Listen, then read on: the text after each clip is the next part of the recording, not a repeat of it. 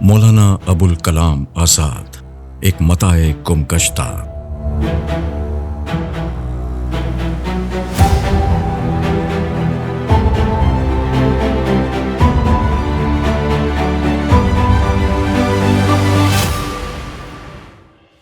دنیا میں ہر روز ہزاروں لاکھوں لوگ پیدا ہوتے ہیں اور ہزاروں لاکھوں مر جاتے ہیں، جنہیں کوئی بھی نہیں جانتا کہ وہ کب آئے اور کب گئے۔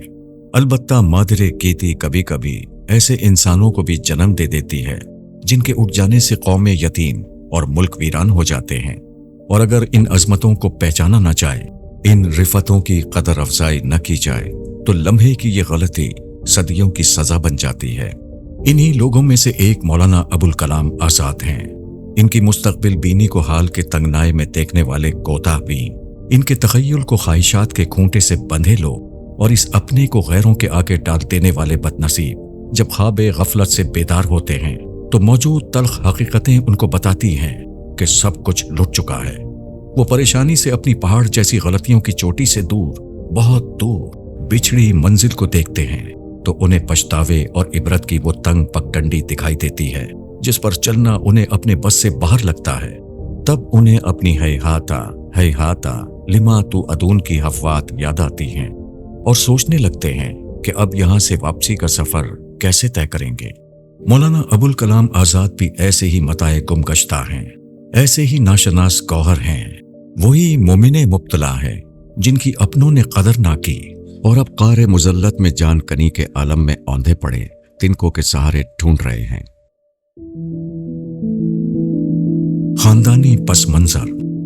نامی گرامی اور بہت متمول خاندان سے تعلق رکھنے کے باوجود آزاد بہت حد تک سیلف میڈ انسان تھے۔ خاندان نے ان کا نام محی الدین احمد رکھا تھا۔ ان کے والد بزرگوار محمد خیر الدین انہیں فیروز بخت کہہ کر پکارتے تھے، مگر دنیا اب انہیں ابوالکلام آزاد کے نام سے جانتی ہے۔ یہاں تک پہنچنے کے پیچھے ایک دلچسپ داستان ہے۔ مولانا آزاد اصل میں ہندی النسل ہی نہیں ہے۔ وہ خود بیان کرتے ہیں کہ مغل شہنشاہ ظہیر الدین بابر کے عہد میں ان کے آباء و اجداد نے زمانے کے حالات کے پیش نظر ہرات سے ہجرت کی اور ہندوستان کے شہر آگرہ آ گئے۔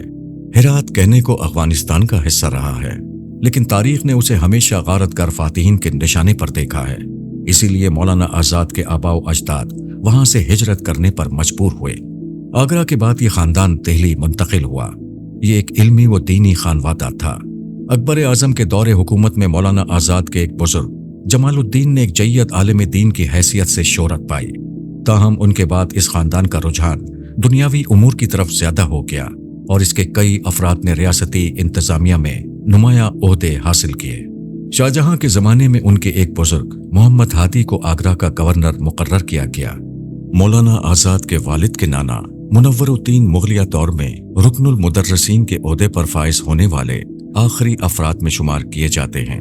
یہ منصب شاہجہاں کے عہد میں تخلیق کیا گیا تھا، جس کا مقصد علوم و فنون کی ترویج اور ریاستی علمی سرگرمیوں کی نگرانی تھا۔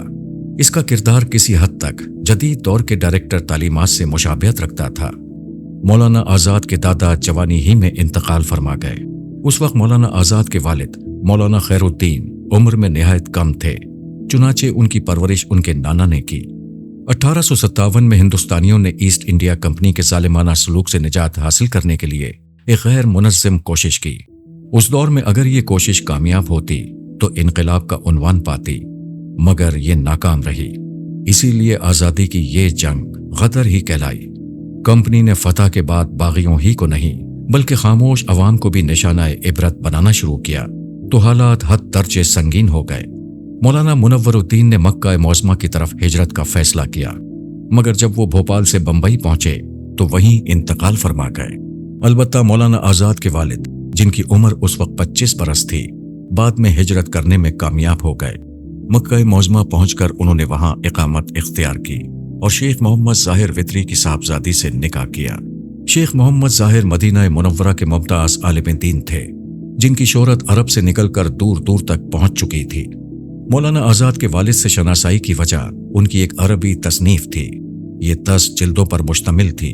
مصر سے شائع ہوئی تو وہ پورے عالم اسلام میں معروف ہو گئے۔ مولانا آزاد کے والد انتہائی متمول شخص تھے اور وہ بہت غنی اور فیاض بھی تھے۔ مکہ معظمہ میں اس زمانے میں پانی کی فراہمی کا اہم ذریعہ نہر زبیدہ تھی، جسے خلیفہ ہارون الرشید کی اہلیہ ملکہ زبیدہ نے تعمیر کرایا تھا۔ وقت گزرنے کے ساتھ یہ نہر شکستہ حال ہو چکی تھی اور شہر میں پانی کی شدید قلت پیدا ہو گئی تھی۔ اصل میں اس نہر کو سلطنت عثمانیہ کے باغی بدو غارت کر بار بار نقصان پہنچاتے، خاص طور پر ایام حج میں یہ پریشانی حد درجے بڑھ جاتی تھی۔ مولانا آزاد کے والد نے اس نہر کی مرمت کا بیڑا اٹھایا۔ انہوں نے ہندوستان، مصر، شام اور ترکی سے 20 لاکھ روپے کا چندہ جمع کیا اور نہر کی حالت اس قدر بہتر اور مضبوط کرا دی کہ بدو بھی اسے دوبارہ نقصان نہ پہنچا سکے۔ اس کار خیر کے اعتراف میں اس وقت کے ترک حکمران سلطان عبد الحمید نے انہیں درجہ اول کا مجیدی تمغہ عطا فرمایا۔ پیدائش: مولانا ابوالکلام آزاد سن 1888 میں مکہ معظمہ میں پیدا ہوئے۔ جب وہ 2 برس کے ہوئے تو 1890 میں ان کے والد پورے خاندان کے ساتھ ہندوستان واپس آ گئے اور کلکتہ میں سکونت اختیار کی۔ ہندوستان واپسی کا سبب وہ حادثہ بنا جس میں مولانا کے والد کی پنڈلی کی ہڈی ٹوٹ گئی تھی۔ عرب میں علاج کرایا گیا مگر ہڈی ٹھیک سے جوڑ نہ سکی۔ انہیں مشورہ دیا گیا کہ وہ کلکتہ کے کسی ماہر سرجن سے علاج کرائیں۔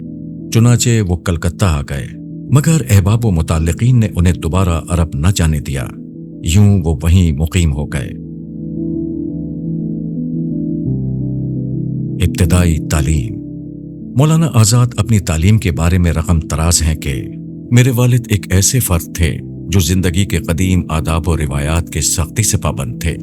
انہیں مغربی تعلیم پر بالکل بھی اعتماد نہ تھا، اس لیے انہوں نے کبھی یہ ارادہ نہ کیا کہ مجھے جدید طرز کی تعلیم دلائی جائے۔ ان کا گمان تھا کہ جدید تعلیم مذہبی عقائد کو متزلزل کر دیتی ہے۔ اسی بنا پر انہوں نے میری تعلیم کا آغاز بھی قدیم طرز پر ہی کیا۔ اس وقت کی مسلم اشرافیہ میں یہ رواج عام تھا کہ بچوں کو پہلے فارسی، پھر عربی اور بعد ازاں زبان دانی میں مہارت حاصل ہونے پر فلسفہ، منطق، ریاضی اور الجبرا کی تعلیم دی جاتی تھی۔ اسلامیات کا ایک مقررہ نصاب بھی اس تعلیم کا جزو لازم ہوا کرتا تھا۔ مولانا آزاد یہ تعلیم کسی مدرسے میں بھی حاصل کر سکتے تھے، لیکن ان کے والد کو مدرسوں پر اعتماد نہ تھا، لہٰذا انہوں نے خود ہی اپنے فرزند کو یہ تعلیم دینا مناسب سمجھا۔ عام طور پر یہ نصاب 20 سے 25 برس کی عمر میں مکمل ہوتا تھا، مگر مولانا آزاد نے اسے محض 16 برس کی عمر میں ہی مکمل کر لیا۔ اس دوران میں ان کے ساتھ مزید 15 طالب علم بھی تعلیم پاتے تھے۔ ان سب طلباء کا انتخاب مولانا کے والد نے خاص طور پر کیا تھا۔ یہ سب طلباء ان کے والد کے شاگرد تھے۔ نئی زندگی کا آغاز: تعلیم مکمل ہونے کے فوراً بعد مولانا آزاد نے خود سے مطالعے کا آغاز کیا۔ ان کے مطالعے کی ابتدا سر سید احمد خان سے ہوئی، جن سے وہ شدید متاثر ہوئے۔ وہ جان گئے کہ موجودہ دور میں سائنس، فلسفہ اور ادب کا علم حاصل کیے بغیر کسی شخص کو تعلیم یافتہ نہیں کہا جا سکتا۔ چنانچہ انہوں نے انگریزی زبان سیکھنے کا فیصلہ کیا اور مولوی محمد یوسف جعفری سے تعلیم کا آغاز کیا۔ ابتدا میں انجیل کو انگریزی ریڈر کے طور پر منتخب کیا۔ ان کا طریقہ مطالعہ یہ تھا کہ انگریزی کتاب کے ساتھ اس کا فارسی اور اردو ترجمہ سامنے رکھتے اور دونوں کا تقابل کرتے۔ اس طریقے سے ان کی انگریزی میں مہارت بڑھتی چلی گئی، یہاں تک کہ وہ براہ راست انگریزی اخبارات پڑھنے لگے، تاریخ، فلسفہ اور دیگر موضوعات پر انگریزی کتب کا مطالعہ کرنے لگے۔ یہ مولانا آزاد کے لیے ذہنی کشمکش اور روحانی اضطراب کا دور تھا۔ وہ ایک ایسے گھرانے میں پیدا ہوئے تھے جہاں مذہبی روایات کا غلبہ تھا اور روایتی اقدار کو بغیر کسی چون و چرا کے قبول کیا جاتا تھا، مگر مولانا آزاد ان روایات کو بغیر سوال کیے قبول کرنے کو تیار نہیں تھے۔ نئے مطالعے سے جو سوال ان کے دل میں پیدا ہو چکے تھے، ان کا کوئی جواب انہیں اس علم سے نہیں مل رہا تھا جو انہوں نے حاصل کی تھی۔ وہ تشکیک کا شکار ہو گئے۔ دل و دماغ بغاوت اور انحراف کے کانٹوں کا جنگل بن گیا۔ انہوں نے فیصلہ کیا وہ اپنے افکار و نظریات کی تشکیل نو کے لیے مزید آزادانہ مطالعہ کریں گے۔ وہ تحریر کرتے ہیں: پہلی بات جس نے مجھے بے حد پریشان کیا وہ مسلمانوں کے مختلف فرقوں میں پائے جانے والے شدید اختلافات تھے۔ میں سمجھ نہیں پاتا تھا کہ سب ایک ہی ماخذ سے فیضیاب ہونے کے دعوے دار ہیں، پھر یہ ایک دوسرے کے اس قدر مخالف کیوں ہیں؟ میں اس ادعائی تیقن کے ساتھ ہم آہنگ نہ ہو سکا جس کے تحت ہر فرقہ دوسرے کو گمراہ اور بدعتی قرار دیتا ہے۔ ان راسخ العقیدہ مکاتب فکر کے اختلاف نے میرے ذہن میں مذہب کے بارے میں شکوک پیدا کیے۔ اگر مذہب حقیقت کل کا مظہر ہے تو پھر مختلف مذاہب میں اس قدر اختلاف اور باہمی تصادم کیوں ہے؟ ہر مذہب کیسے یہ دعویٰ کر سکتا ہے کہ صرف وہی الہی کا سچا نمائندہ ہے اور باقی سب جھوٹے ہیں؟ محی الدین احمد سے ابوالکلام آزاد بننے کے مراحل کا ذکر کرتے ہوئے وہ رقم تراز ہیں کہ 2-3 برس تک یہ اضطراب جاری رہا۔ میں اپنے شکوک کا کوئی حل پانے کی آرزو میں مبتلا رہا۔ ایک مرحلے سے گزر کر میں دوسرے مرحلے تک گیا اور پھر وہ منزل بھی آ گئی جب میرے ذہن پر خاندان اور تربیت کی اب تک کی تمام بندشیں پارا پارا ہو گئی۔ میں نے محسوس کیا کہ مجھے تمام رسمی بندشوں سے چھٹکارا مل چکا ہے اور میں نے یہ طے کر لیا کہ اپنا راستہ میں آپ بناؤں گا۔ اسی دور کے آس پاس میں نے آزاد کا قلمی نام اختیار کرنے کا فیصلہ کیا، یہ ظاہر کرنے کے لیے کہ اب مجھ پر موروثی ایقانات کی کوئی گرفت نہیں ہے۔ اس وقت کے سیاسی حالات۔ ہندوستان پر انگریزی دور کے 2 حصے ہیں۔ پہلا دور جب وہ ایسٹ انڈیا کمپنی کے زیر تحت تھا اور دوسرا دور جب وہ 1857 کی ناکام بغاوت کے بعد براہ راست تاج برطانیہ کی عملداری میں آ گیا۔ اس دور میں انگریزوں نے امن و امان بہتر کرنے اور اپنا تسلط مضبوط طور پر برقرار رکھنے کے لیے کئی اقدام کیے۔ اسی ضمن میں انگریزی حکومت نے بنگال کے انتظامی طور پر 2 حصے کر دیے۔ مولانا ابوالکلام آزاد نے جب سیاسی شعور سے اپنے ملک کو دیکھنا شروع کیا تو یہ وہی دور تھا۔ یہ 1905 کا زمانہ تھا اور مولانا آزاد کی عمر 17 برس سے کچھ اوپر تھی۔ مولانا ابوالکلام آزاد اس نتیجے پر پہنچے کہ بنگال کی تقسیم کا فیصلہ اصل میں ہندوؤں اور مسلمانوں کو آپس میں لڑانا ہے۔ اسی زمانے میں ان کی شری شیام سندر چکرورتی سے شناسائی ہوئی اور وہ ان کے انقلابی سیاست کے فلسفے سے بہت متاثر ہوئے۔ مولانا آزاد باقاعدہ شیام سندر چکرورتی کی انقلابی جماعت میں شامل ہو گئے۔ اگرچہ مسلمان ہونے کی وجہ سے ان پر اعتماد نہ کیا گیا، لیکن آزاد نے جلد ہی انہیں قائل کیا کہ مسلمانوں کو دشمن سمجھنا ان کے لیے درست نہیں ہوگا۔ مسلمانوں میں صرف وہی لوگ انگریزوں کے حمایتی ہیں جن کو انگریزوں سے مفادات ہیں۔ اگر ہم کامیاب ہونا چاہتے ہیں تو ہمیں مسلمانوں کو اپنے ساتھ ملانا ہوگا۔ مولانا آزاد نے انہیں آخرکار اپنے نقطۂ نظر کا قائل کر لیا۔ مولانا آزاد نے انہیں اس بات پر بھی قائل کر لیا کہ انہیں اپنی جدوجہد بنگال تک محدود نہیں رکھنی چاہیے، بلکہ پورے ہندوستان میں ایک منظم جدوجہد کرنی چاہیے۔ اسی زمانے یعنی 1908 میں مولانا آزاد کو عراق، مصر، شام اور ترکی کا دورہ کرنے کا موقع ملا اور اسی دورے میں انہوں نے فرانسیسی زبان بھی سیکھی۔ جب وہ مصر میں تھے تو ان کی ملاقات مصطفیٰ کمال پاشا کے متاثرین سے ہوئی۔ انہوں نے مولانا کو قائل کیا کہ مسلمانوں کو انگریزوں سے آزادی کی ایک ملکگیر تحریک چلانی چاہیے اور ایسے اقدامات کرنے چاہیے جن سے برطانوی حکومت ان کا استحصال نہ کر سکے۔ چنانچہ انہوں نے ہندوستان واپس آ کر اسی نہج پر کام کرنا شروع کیا اور ایک جریدے کی اشاعت کا فیصلہ کیا۔ عملی زندگی کا آغاز صحافت سے۔ 1912 میں مولانا آزاد نے الہلال پریس قائم کر کے اسی نام سے ایک ہفت روزہ جریدے کا اجرا کیا۔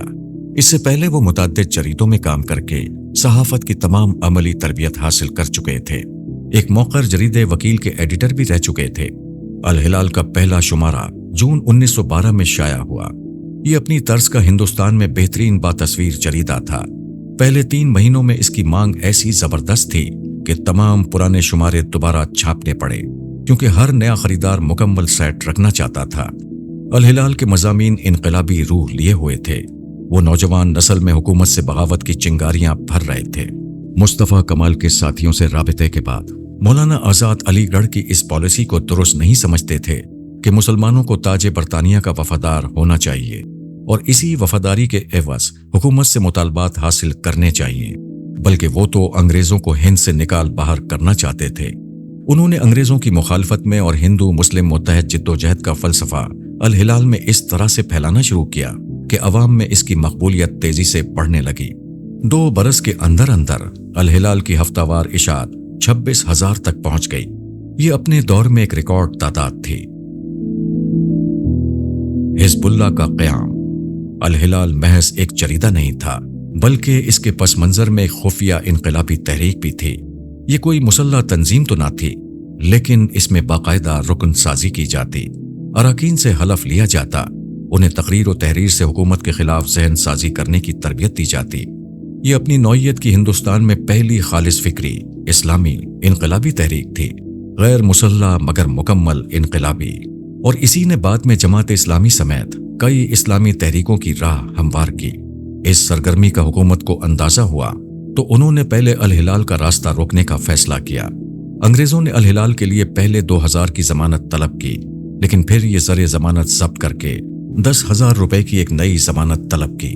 مولانا ایک متمول حیثیت کے حامل تھے اور لوگوں کا تعاون بھی انہیں حاصل تھا، چنانچہ انہوں نے یہ زر ضمانت بھی ادا کر دیا۔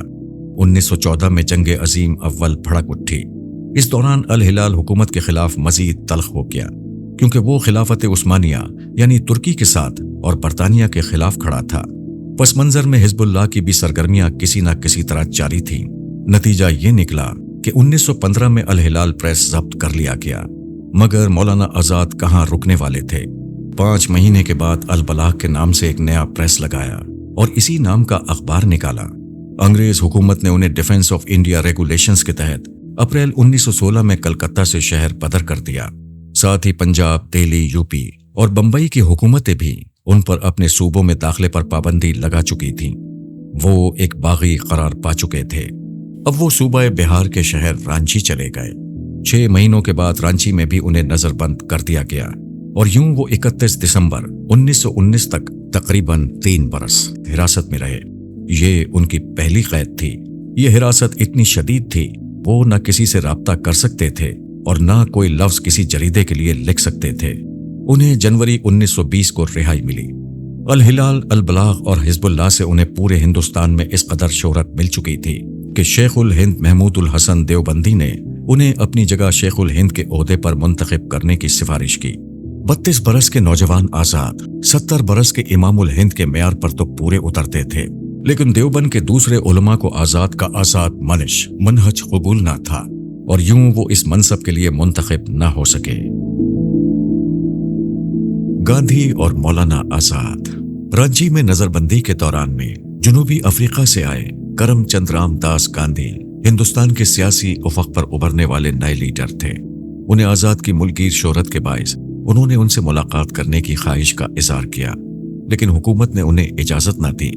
گاندھی حیران تھے کہ آزاد آخر اتنے خطرناک کیوں ہیں۔ آخر جنوری 1920 میں رہائی کے بعد دہلی میں دونوں کی پہلی ملاقات ہوئی۔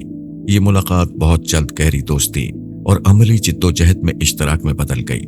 ان ملاقاتوں میں مولانا آزاد گاندھی کے فلسفہ عدم تشدد کے قائل ہو گئے۔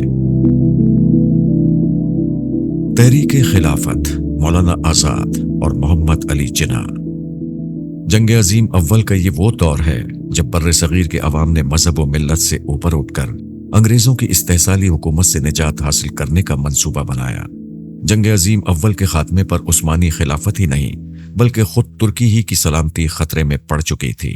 عرب اور آس پاس کی ریاستیں اتحادیوں یعنی برطانیہ، فرانس، اٹلی وغیرہ نے مقامی عربوں کے ساتھ مل کر ترکی کی خلافت عثمانیہ سے الگ کرا لی تھی، لیکن ہندوستان کے مسلمانوں کو خدشہ ہوا کہ کہیں مکہ اور مدینہ کے مقامات مقدسہ غیر مسلم قوتوں کے قبضے میں نہ چلے جائیں اور خلافت کا ادارہ جو مسلمانوں کی وحدت اور شان و شوکت کا خلفائے راشدین سے اپنا وجود کسی نہ کسی طرح قائم کیے ہوئے تھا، ختم نہ ہو جائے۔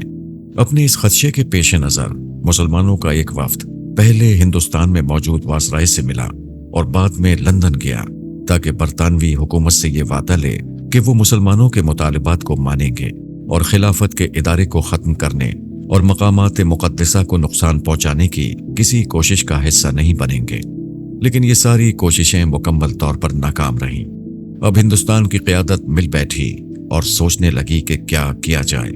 اس پہلی میٹنگ میں گاندھی نے کانگریس کی مرکزی قیادت کو اپنے ساتھ ملایا اور مسلمانوں کو بھی قائل کیا کہ ہم مل کر متحدہ طور پر اپنے مشترکہ حریف کے خلاف ایسی جدوجہد کرتے ہیں کہ وہ ہندوستان سے واپس چلا جائے۔ اس پہلی میٹنگ میں محمد علی جناح، مولانا محمد علی، مولانا شوکت علی، حکیم اجمل خان، مولانا عبد الباری فرنگی محلی لکھنؤ سمیت اہم مسلمان رہنما موجود تھے۔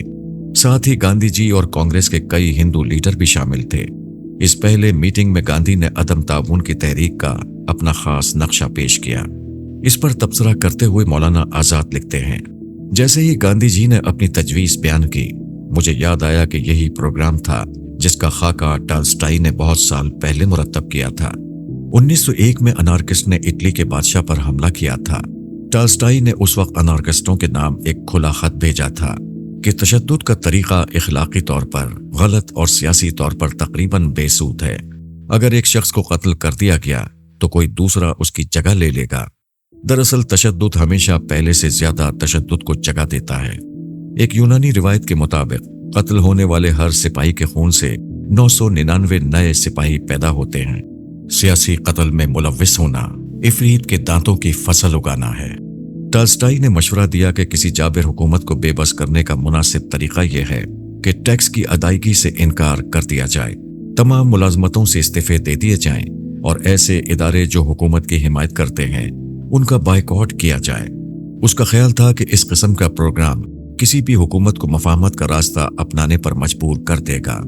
मुझे ये भी याद है कि खुद मैंने अल हिलाल के पास मज़ामीन में इसी से मिलते जुलते प्रोग्राम की तजवीज़ रखी थी। इस मीटिंग में मौलाना आज़ाद वाहिद लीडर थे जिन्होंने फौरन इससे इत्तेफाक किया, लेकिन हिंदू मुस्लिम बाकी लीडरों ने गौर और मशवरे का वक्त मांगा। गांधी ने अपनी इस तजवीज़ पर राह हमवार करने के लिए पूरे हिंदुस्तान का दौरा किया। आहिस्ता आहिस्ता उन्होंने हिंदू मुस्लिम हर किस्म की क़यादत को अपने हक में कायल कर लिया। आखिर दिसंबर 1920 में कांग्रेस का एक सालाना इजलास नागपुर में हुआ और तहरीक खिलाफत, सूराज यानी अंग्रेजी हुकूमत से आज़ादी और अदम ताउन की तहरीक पूरे मुल्क में चलाने का फैसला हुआ। इस मौके पर मोहम्मद अली जिन्ना ने इस राय से इख्तिलाफ किया और कांग्रेस से अलहदा हो गए। तहरीक खिलाफत चली तो जल्द ही मौलाना आज़ाद समेत तमाम सरकर्दा लीडर गिरफ्तार कर लिए गए। ये तहरीक अदम तशद्दुद पर मबनी थी, लेकिन इस कदर गहरी और जोरदार थी कि पूरा हिंदुस्तान हिलकर रह गया। अमलन हुकूमत का पहिया बिल्कुल जाम हो गया। एक तहकीक के मुताबिक तहरीक खिलाफत के दौरान जब बरतानिया की मलिका और शाही खानदान के अफराद हिंदुस्तान के दौरे पर आए तो तहरीक खिलाफत और दीगर कौमी तहरीकों से वाबस्ता लोगों ने उनका बायकॉट किया और उनके इस्तकबाल में शिरकत नहीं की। खुसूसन 1919 से 1924 के दरमियान जब खिलाफत की तहरीक अपने उरूज पर थी तो इस दौरान बरतानवी हुकूमत के खिलाफ सख्त जज्बात पाए जाते थे, क्योंकि मुसलमानों को यह खदशा था कि खिलाफत उस्मानिया का खात्मा बरतानिया की पॉलिसियों की वजह से हो रहा है। और तहरीक अदम ताउन के तहत हिंदुस्तानी अवाम से कहा गया था कि वो अंग्रेज हुकूमत से हर किस्म का ताउन खत्म कर दें, जिसमें सरकारी तकरीबात का बाइकआउट भी शामिल था। लिहाजा जब बरतानिया की शाही शख्सियतें हिंदुस्तान आई, मसलन प्रिंस ऑफ वेल्स 1921 में आए थे, तो बड़े पैमाने पर मुजाहरे किए गए, काले झंडे लहराए गए और उनके इस्तकबाल से इज्तनाब किया गया। ये खिलाफत की तहरीक और कांग्रेस की मुश्तरका मुज़ाहमती हिकमत अमली का हिस्सा था। तहरीक हिजरत और मौलाना आज़ाद। तहरीक खिलाफत के दौरान एक बड़ा सानेहा उस वक्त हुआ जब मुसलमान उलमा की तरफ से यह फतवा आ गया कि हिंदुस्तान दारुल हरब है और ईमान का तकाजा यह है कि यहाँ से हिजरत करके अफगानिस्तान नकल मकानी कर ली जाए। लेकिन ये एक मशरूत राय थी। उलमा के इस फतवे का मतलब हरगिज़ ये नहीं था कि सभी मुसलमान हिजरत कर जाएं। ये इस्तिताअत और हालात से मशरूत था। इसके बारे में मशहूर मुहक्किक डॉक्टर मोइनुद्दीन अकील की तहकीक ये है। तहरीक खिलाफत के दौर की दूसरी बड़ी तहरीक हिंदुस्तान से अफगानिस्तान हिजरत की तहरीक थी। ये तहरीक अजीज हिंदी नामी एक नौजवान के पास जज्बाती बयानात और मौलाना अब्दुल बारी फरंगी महली की तायद से शुरू हुई। मौलाना आज़ाद हिजरत के अमल को कौमों की तरक्की और उरूज के लिए निहायत अजीमुशान अमल करार देते थे, लेकिन हिजरत के अमल को उन्होंने इज्तिमाई फैसले का पाबंद और बैत हिजरत से मशरूत करार दिया था और इसके लिए यूपी, पंजाब और सिंध में अपने खुलफा मुकर्रर कर दिए थे। हजरत शेखुल हिंद महमूद उल हसन ने हिंदुस्तान और अफगानिस्तान के हालात के कामिल मुताले और तमाम नशेब व फराज पर गहरी नजर व बसीरत और फिर कोई फैसला करने का मशवरा दिया था। दोनों बुजुर्गों का ख्याल था कि हिंदुस्तान के तमाम मुसलमान हिजरत नहीं कर सकते, अलबत्ता कुछ मुसलमानों को मुतय्यन और वाज़े मकासद के साथ हिजरत करनी चाहिए ताकि खिलाफत और हिंदुस्तान की आज़ादी के लिए मुल्क के अंदर और बाहर काम किया जा सके। लेकिन मुसलमानों में हिजरत का ऐसा जोश पैदा हो गया था कि उन्होंने ना तो मौलाना आज़ाद के मशवरे की परवाह की, ना हजरत शेखुल हिंद की दावत, फिक्र व बसीरत पर तवज्जो की। तहरीक हिजरत का बहुत अफसोसनाक अंजाम हुआ। 60,000 के करीब लोगों ने हिजरत की। अफगान हुक्मरान अमानुल्लाह खान ने यह कहकर सरहदें बंद कर दी कि हम इतनी बड़ी तादाद में लोगों को पनाह नहीं दे सकते। मोहतात अंदाजे के मुताबिक 7,000 लोग अफगानिस्तान में रुके, बाकी वापस धकेल दिए गए। راستے کی مشکلات سے مرنے والوں کی تعداد 10,000 سے زیادہ بتائی جاتی ہے۔ جو لوگ واپس پہنچے وہ بے یار و مددگار اور بے حد خستہ حالت میں تھے، کیونکہ وہ اپنی جائیدادیں اور اموال وغیرہ پہلے ہی اونے پونے بیچ چکے تھے۔ مولانا ابوالکلام آزاد کو بعد میں اپنے اس فیصلے پر بہت ندامت ہوئی۔ انہوں نے اس بارے میں اپنی غلطی کو کھلے لفظوں میں تسلیم کیا۔ لکھتے ہیں، ہجرت کی تحریک نے جس انداز میں صورت اختیار کی وہ میری توقعات کے بالکل برعکس نکلا۔ ہزاروں انسانوں نے محض جذباتی اپیل پر اپنا وطن چھوڑا اور ایک ایسی سرزمین کی طرف روانہ ہوئے جو ان کے لیے اجنبی تھی۔ میں اس پر آج بھی دل گرفتہ ہوں کہ میں نے اس تحریک کی حمایت کی تھی۔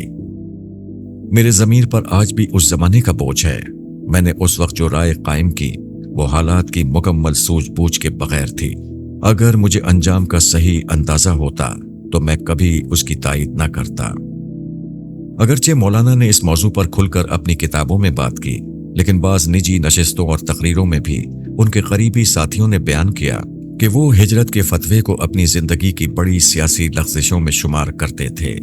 گویا یہ جبر بھی دیکھا ہے تاریخ کی نظروں نے، لمحوں نے خطا کی تھی، صدیوں نے سزا پائی۔ تقسیم ہند اور مولانا ابوالکلام آزاد۔ مولانا آزاد نے تحریک خلافت کی غلطی سے جو سبق سیکھا، اس کی روشنی میں انہوں نے سیاسی میدان میں اپنی اگلی منزل اور لائحہ عمل طے کیا۔ اس غلطی کے بعد انہوں نے سیاسی فیصلوں میں مذہب کو کبھی دخیل نہیں کیا، مذہب کا کبھی سیاسی استعمال نہیں کیا۔ جنگ عظیم اول اور ترکی میں خلافت کے از خود خاتمے کے بعد ایک اہم نتیجہ یہ اخذ کیا کہ اب دنیا کی جغرافیائی تقسیم مذہب کی بنیاد پر نہیں بلکہ قومی بنیادوں پر ہوگی۔ مذہبی ریاستوں کا زمانہ ختم ہو گیا ہے۔ معاشرے تہذیبی، لسانی، جغرافیائی اور معاشی مفادات کے اشتراک سے قائم بھی رہیں گے اور ترقی بھی کریں گے۔ وہ دیکھ چکے تھے کہ عربوں نے اپنے ہم مذہب عثمانیوں سے بغاوت کی۔ مقبوضات میں سے کسی نے مذہبی بنیادوں پر ترکی کے ساتھ رہنے کو پسند نہیں کیا اور ترکی نے خود خلافت کی قبا چاک کر ڈالی، حتیٰ کہ مصطفیٰ کمال پاشا نے ترکی کا اسلامی تشخص ختم کر کے سیکولرزم کی شدید ترین شکل اختیار کر لی۔ دنیا کے اس بدلتے حالات اور جغرافیہ کو دیکھتے ہوئے وہ اس نتیجے پر پہنچتے ہیں۔ یہ کہنا لوگوں کے ساتھ سب سے بڑا فریب ہے کہ مذہبی یگانگت ان علاقوں کو متحد کر سکتی ہے جو جغرافیائی، اقتصادی، لسانی اور ثقافتی اعتبار سے مختلف ہوں۔ یہ صحیح ہے کہ اسلام ایسا معاشرہ قائم کرنا چاہتا ہے جو نسلی، لسانی، اقتصادی اور سیاسی حد بندیوں سے بالا تر ہو، مگر تاریخ نے بہرحال یہ ثابت کر دیا ہے کہ شروع کی چند دہائیوں کے بعد یا زیادہ سے زیادہ پہلی صدی کے بعد اسلام تمام ممالک کو صرف اسلام کی بنیاد پر متحد نہیں کر سکا۔ اپنے اس نتیجہ فکر کے بعد انہوں نے سیاسی جدوجہد میں کلی طور پر کانگریس کا ساتھ دیا، لیکن اس وقت خالص مسلم تشخص کی جماعتیں بھی موجود تھیں، مگر انہوں نے مسلم لیگ سمیت کسی مسلم جماعت کے بجائے کانگریس کے پلیٹ فارم سے اس منزل کو حاصل کرنے کی جدوجہد کیوں کی؟ اس سوال کا تسلی بخش جواب حاصل کرنے کے لیے اس وقت کے حالات کا ایک اجمالی تجزیہ ناگزیر ہے۔ ہندوستانیوں کی آزادی حاصل کرنے کی جدوجہد کے دو دور ہیں۔ پہلا دور ایسٹ انڈیا کمپنی کی حکومت کا دور ہے جو 1757 سے 1857 تک کا ہے۔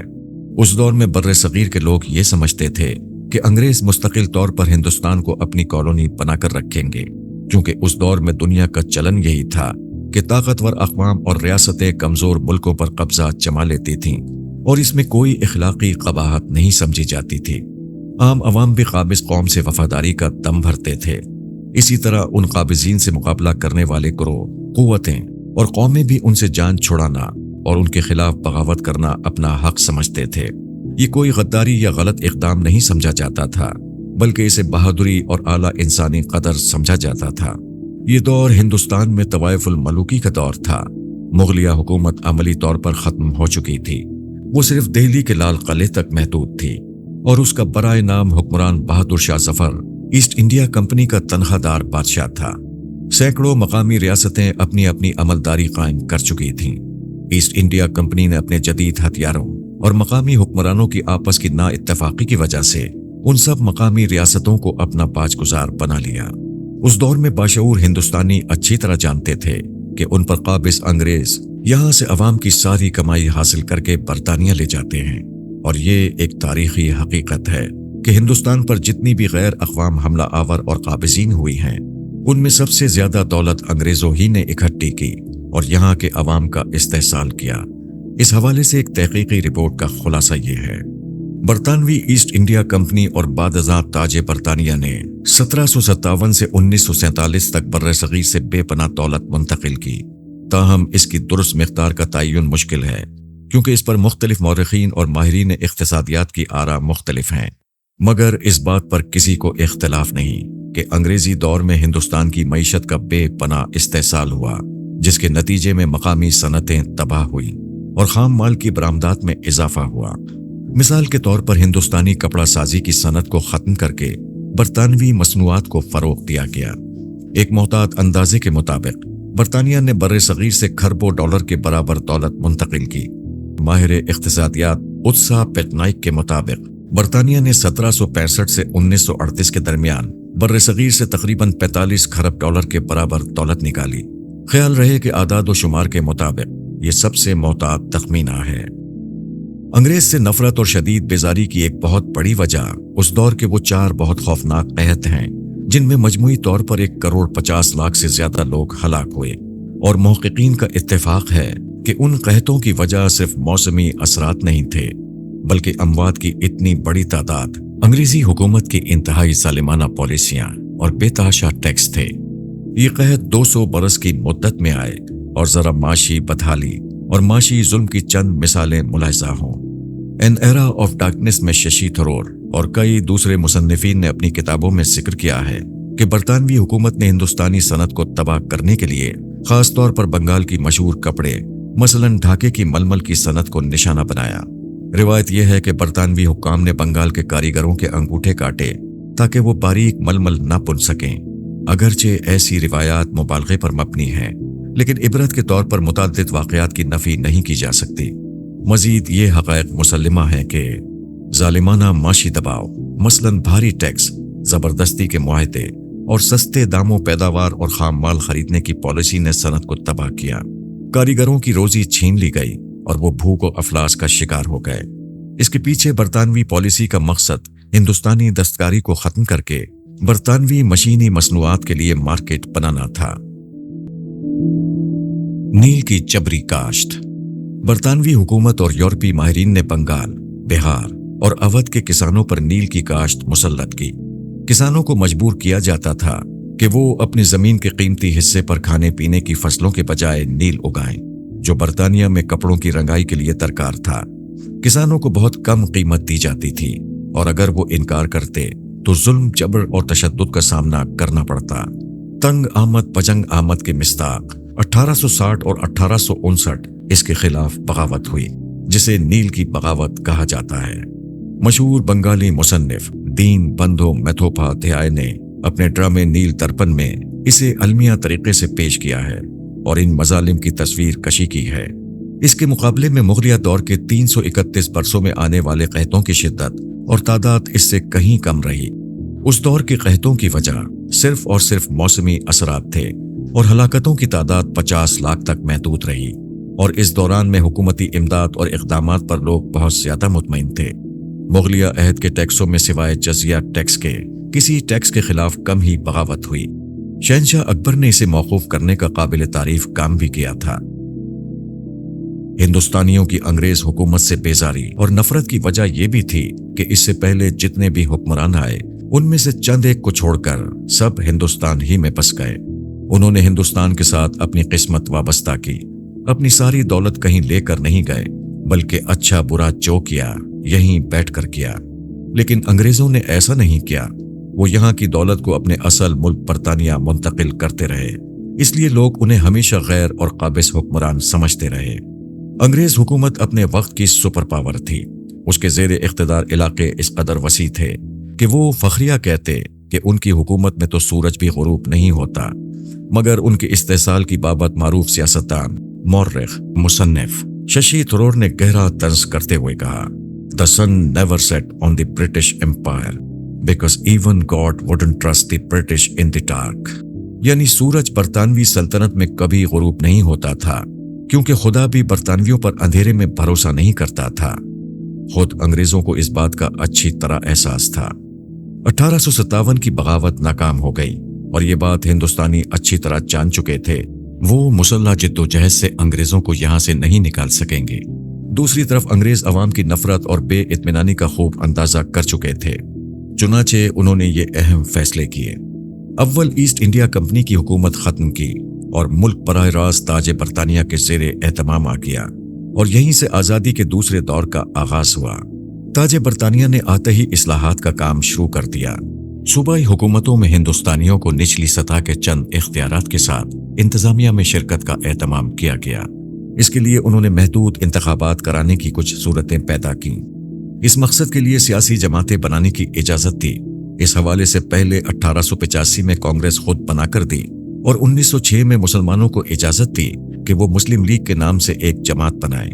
कांग्रेस पहले दिन से एक सियासी जमात थी, जबकि मुस्लिम लीग समाजी बहबूद की खातिर कायम की गई, जो बाद में बतदरीज एक सियासी जमात की शक्ल इख्तियार कर गई।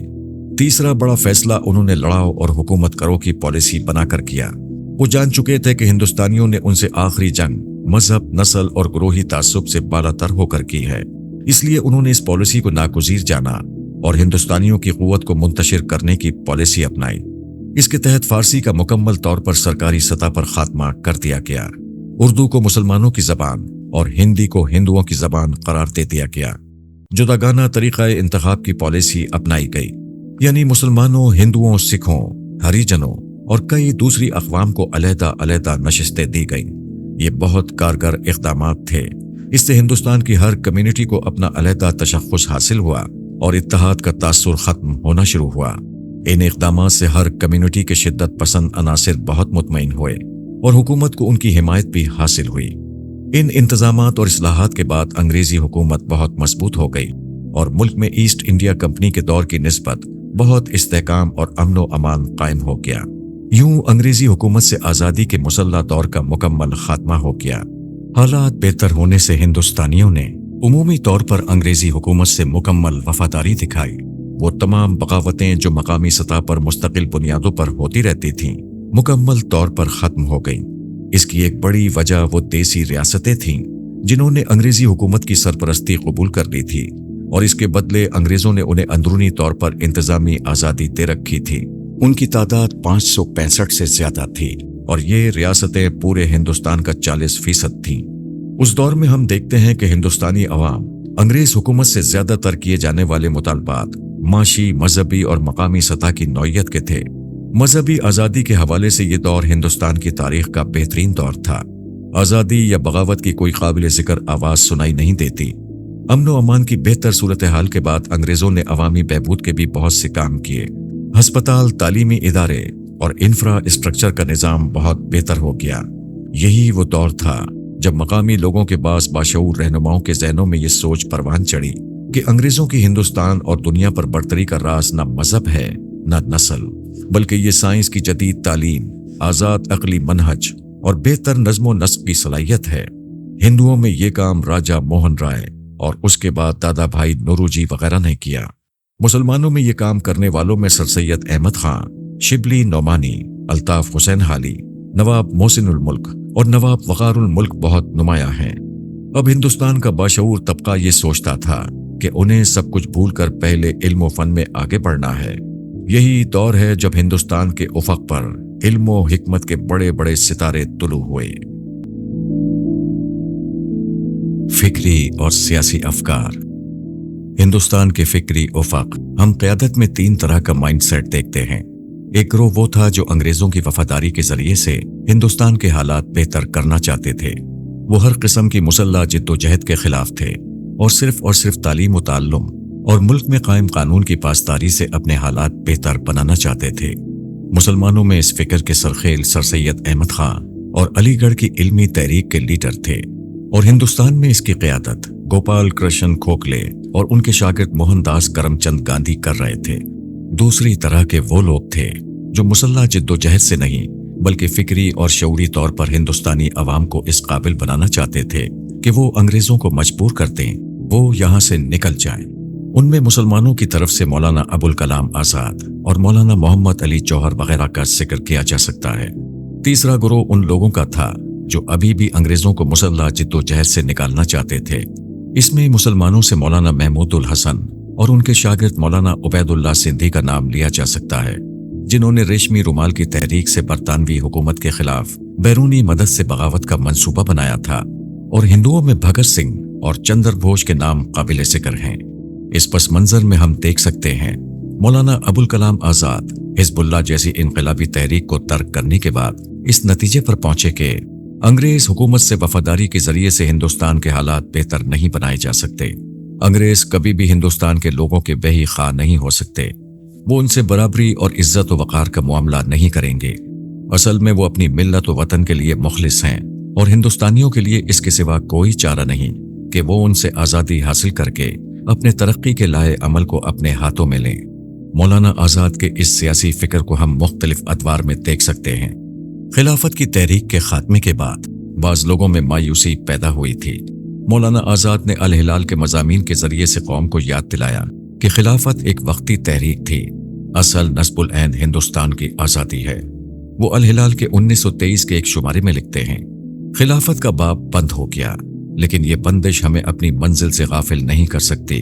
हमारी असल जंग तो अभी बाकी है, अंग्रेज की गुलामी से निजात की जंग। मौलाना आज़ाद ने गवर्नमेंट ऑफ इंडिया एक्ट 1919 के तहत होने वाली जुज़वी इस्लाहात को नाकाफी करार दिया और फरमाया कि असल आज़ादी बगैर खुद मुख्तारी के मुमकिन नहीं। वो अल जमिया 1925 के शुमारे में लिखते हैं, जब तक हमारे सियासी और माशी फैसले लंदन में होंगे हम खुद को आज़ाद नहीं कह सकते, चाहे हमें कितने ही इस्लाहात के लालच दिए जाएं। 1928 में जब नेहरू रिपोर्ट पेश की गई तो आज़ाद ने उसकी हिमायत इस शर्त पर की कि हिंदुस्तान को मुकम्मल दाखिली खुद मुख्तारी मिले और वो अंग्रेज हुकूमत की मनमानी का हिस्सा ना बने। उन्होंने अपनी एक सियासी तकरीर में कहा, नेहरू रिपोर्ट की रूह यही है कि हम अपने घर के मालिक बने। अंग्रेज की सरपरस्ती में रहकर हम कभी अपने फैसले खुद नहीं कर सकते। अब वक्त आ गया है कि हम अंग्रेज से कोई रियायत न मांगें, बल्कि साफ साफ ऐलान करें कि हम आज़ादी के बगैर किसी बात को नहीं मानेंगे। गुलामी के साए में तरक्की के ख्वाब सिर्फ फरेब होते हैं। 1930 में सिविल नाफरमानी तहरीक का आगाज हुआ, जिसमें मौलाना आज़ाद ने भी भरपूर हिस्सा लिया। ये तकरीर उन्होंने दिल्ली में की थी, जिसमें वो मुकम्मल आज़ादी का मुतालबा करते हैं। ये इक़्तिबास मौलाना आज़ाद के खुदनविश तस्करे से लिया गया है, जो उन्होंने 1936 के आसपास तहरीर की। इसमें वो अपनी फिक्री तरबियत और अंग्रेज हुकूमत से मुताल्लिक पुख्ता राय बयान करते हैं। मैंने बचपन से यही सीखा है कि जालिम से इंसाफ की उम्मीद रखना खुद जुल्म को चवास देना है। अंग्रेज की हुकूमत इंसाफ के दावे जरूर करती है, मगर उसके अमल इसकी तरदीद करते हैं।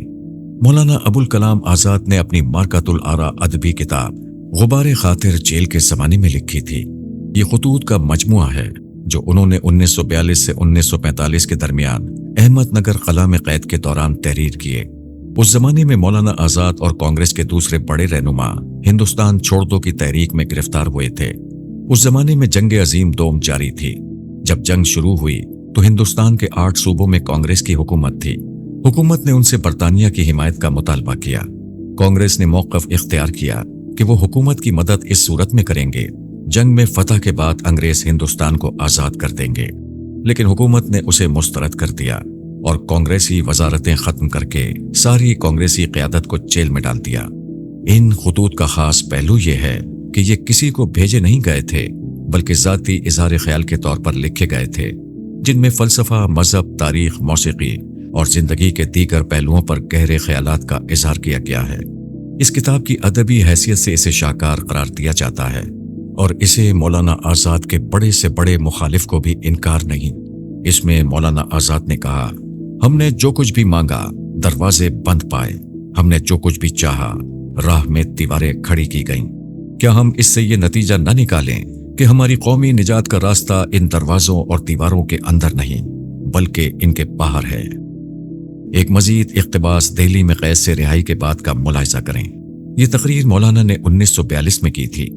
हिंदुस्तान का मसला सिर्फ एक है, हिंदुस्तान को अंग्रेज की गुलामी से आज़ाद कराना। जब तक ये गुलामी बाकी है कोई मसला हल नहीं हो सकता, और जब ये गुलामी खत्म हो जाएगी तो सब मसले खुद ब खुद सुलझने लगेंगे।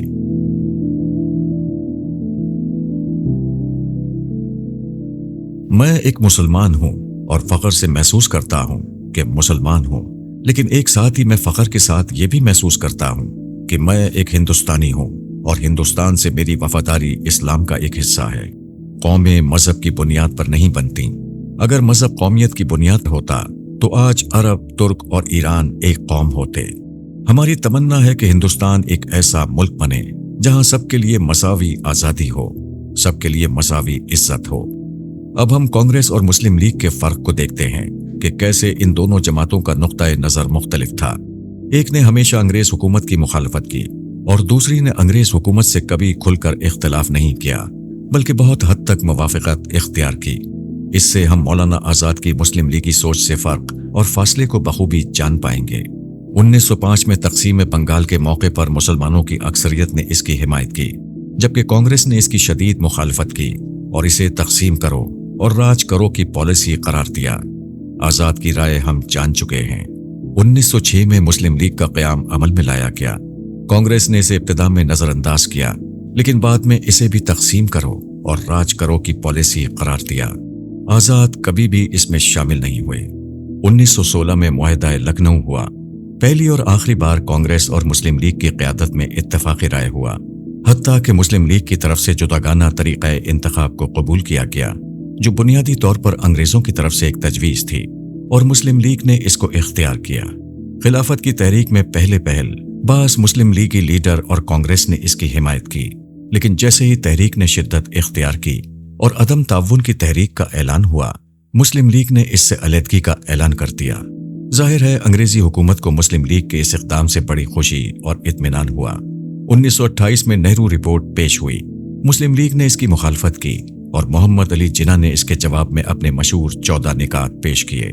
ان نکات میں زیادہ تر کی انگریز حکومت نے حمایت کی اور کچھ پر کوئی رد عمل ظاہر نہ کیا۔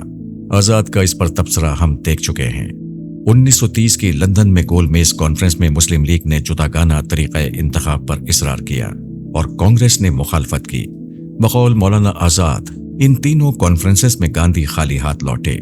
چنانچہ ہندوستان کے اگلے انتخابات جداگانہ ہوئے، جس میں کانگریس کو کامیابی اور مسلم لیگ کو ناکامی ہوئی۔ 1940 میں مسلم لیگ کی طرف سے قرارداد لاہور پیش کی گئی اور علیحدہ وطن پاکستان کا مطالبہ کیا۔ کانگریس نے اس کی پرزور مخالفت کی۔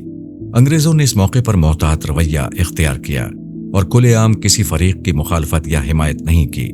البتہ یہ بات مورخین کے نزدیک تاریخی حقیقت ہے کہ اس کا ڈرافٹ سر ظفر اللہ خان نے لکھا، جو اس وقت انگریزی حکومت کے قریب سمجھے جاتے تھے، اور مسلم لیگ نے ان کی قانونی مہارت سے فائدہ اٹھاتے ہوئے ان سے یہ ڈرافٹ لکھایا ہو، کیونکہ وہ محمد علی جناح کے بھی قریب تھے، لیکن وہ اس وقت مسلم لیگ کے رکن نہیں تھے۔ البتہ سر ظفر اللہ خان اس سے پہلے ایک برس کے لیے مسلم لیگ کے صدر رہ چکے تھے۔ کیا یہ قرارداد انگریز وائسرائے نے دیکھی تھی؟ اس پر مورخین میں شدید اختلاف پایا جاتا ہے۔ بہرحال محتاط رائے کے مطابق یہ کہا جا سکتا ہے برطانوی حکومت کی طرف سے اس کی کوئی مخالفت نہیں کی گئی۔ 1942 میں کانگریس کی صوبائی حکومتیں اس وقت مستعفی ہو گئیں جب انہوں نے جنگ عظیم دوم میں انگریزی حکومت کی حمایت سے انکار کر دیا، جبکہ مسلم لیگ نے انگریز حکومت کی حمایت کی۔ فطری طور پر انگریز حکومت مسلم لیگ کی بڑی شکر گزار تھی۔ ان واقعات سے بآسانی اندازہ لگایا جا سکتا ہے کہ مولانا آزاد کا سیاسی ویژن انہیں کسی طور یہ اجازت نہیں دیتا تھا کہ وہ ایسی کسی سیاسی جماعت سے وابستگی رکھیں جو انگریزوں سے وفاداری کے عوض کسی بھی قسم کے سیاسی فائدے کی امید رکھتی ہو، جو کسی بھی طور پر ہندوستان کے مسئلے میں تقسیم کو کوئی حل مانتی ہو۔ اسی لیے انہوں نے کانگریس میں شامل ہونے کے بعد کسی طرف نہیں دیکھا۔ یہ ان کے ضمیر کی آواز تھی اور انہوں نے اسی پر لبیک کہا۔ آزادی کی دہلیز پر برطانوی اتحادی جنگ عظیم دوم کے فاتح تھے، لیکن یہ فتح جنگ عظیم اول کی طرح نہیں تھی۔ وہ شکست کی دہلیز سے مڑے تھے۔ اگر امریکہ جاپان پر ایٹم بم نہ پھینکتا اور روس میں جرمنی کو شکست نہ ہوتی، وہ کبھی یہ جنگ جیت نہ پاتے۔ اس جنگ نے انہیں ادموا کر کے رکھ دیا اور انہیں اپنے مقبوضات پر کنٹرول رکھنا قطعی طور پر ممکن نظر نہ آیا۔ لیکن اس کے باوجود برطانیہ کی دو بڑی سیاسی پارٹیوں میں اس معاملے اختلاف تھا۔ کنزرویٹو پارٹی کے ونسٹن چرچل ہندوستان کو آزادی دینے کے سخت خلاف تھے۔ ان کا خیال تھا کہ آزادی کے چند برسوں ہی کے بعد ہندوستانی اپنے ملک کو تباہ و برباد کر دیں گے۔ انہوں نے یہ کہہ کر ہندوستان کی آزادی سے انکار کر دیا تھا کہ میں تاج برطانیہ کا وفادار ہوں اور ان کے مقبوضات کی آزادی پر کبھی دستخط نہیں کروں گا۔ لیکن جب 1945 میں ان کی پارٹی الیکشن ہار گئی اور ان کی مخالف لیبر پارٹی جیت گئی تو لارڈ ایٹلی وزیر اعظم بن گئے۔ ان کے خیال کے مطابق ہندوستان کو آزاد کرنے ہی میں برطانیہ کا فائدہ تھا۔ اس موقع پر ان کی حکومت نے ونسٹن چرچل کو یقین دلایا کہ ہندوستان تاج برطانیہ کا وفادار رہے گا اور ہندوستان کو کینیڈا، آسٹریلیا اور نیوزی لینڈ کی طرح محدود آزادی دی جائے گی اور ہندوستان کامن ویلتھ یعنی دولت مشترکہ کا ممبر رہے گا۔ یوں نہ چاہتے ہوئے مجبوراً اعلان کر دیا کہ ہندوستان کو آزاد کر دیا جائے گا۔ اس مقصد کے لیے انہوں نے کابینہ مشن کے نام سے برطانوی وزیروں کا ایک وفد ہندوستان بھیجا۔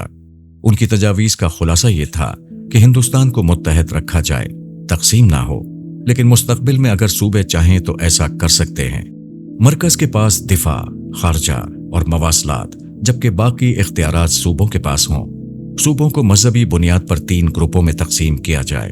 ایک مشترکہ دستور ساز اسمبلی تشکیل دی جائے جس میں تمام قومیتیں شامل ہوں۔ تمام جماعتوں پر مشتمل ایک عبوری حکومت قائم کی جائے۔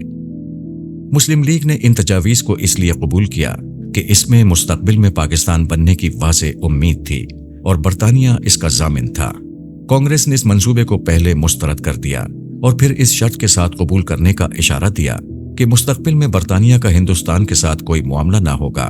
صوبوں کا مرکز سے علیحدہ ہونا ہندوستان کا اندرونی معاملہ ہوگا۔ کانگریس کے صدر جواہر لال نہرو کی اس شرط پر مسلم لیگ نے کابینہ مشن کی ساری تجاویز مسترد کر دیں اور صرف یہ مطالبہ رکھ دیا کہ ہندوستان کو تقسیم کر کے پاکستان کو آزاد مملکت بنا دیا جائے۔ مولانا آزاد کابینہ مشن کو بعض تحفظات کے ساتھ ایک بہتر حل سمجھتے تھے، کیونکہ اس سے ہندوستان کم از کم وقتی طور پر تقسیم ہونے سے بچ جاتا تھا۔ لیکن جواہر لال نہرو کے اس بیان پر جب مسلم لیگ نے تقسیم کا حتمی مطالبہ کر دیا تو انہیں جواہر لال نہرو کے اس بیان پر شدید افسوس ہوا، مگر انہوں نے اس وقت پارٹی میں اتحاد کی خاطر اپنی رائے کا کھل کر اظہار نہ کیا۔ البتہ پس پردہ گاندھی جی کے ساتھ مل کر انہوں نے اپنی کوششیں آخری دم تک جاری رکھیں۔ اس موقع پر اپنی رائے انہوں نے تحریر کر کے محفوظ کر دی اور یہ وصیت کی کہ ان کی وفات کے بعد اسے شائع کیا جائے۔ اس کی وجہ یہ تھی کہ ان صفحات میں مولانا آزاد نے کانگریس، خاص طور پر جواہر لال نہرو اور سردار پٹیل پر سخت تنقید کی تھی۔ وہ نہیں چاہتے تھے کہ ان کی تنقید اس وقت اور آزادی کے بعد کانگریس میں اختلاف یا انتشار پیدا کرے۔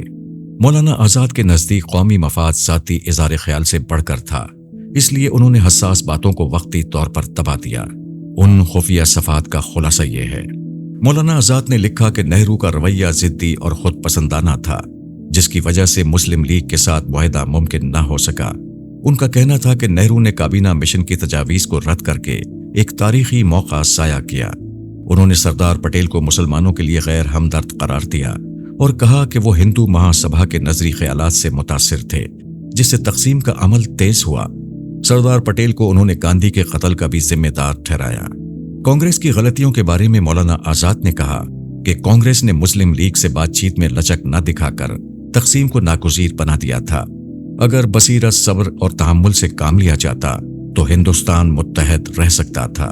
انہوں نے اعتراف کیا کہ وہ کانگریس میں اقلیت میں رہ گئے تھے اور ان کی بات کو نظر انداز کیا گیا۔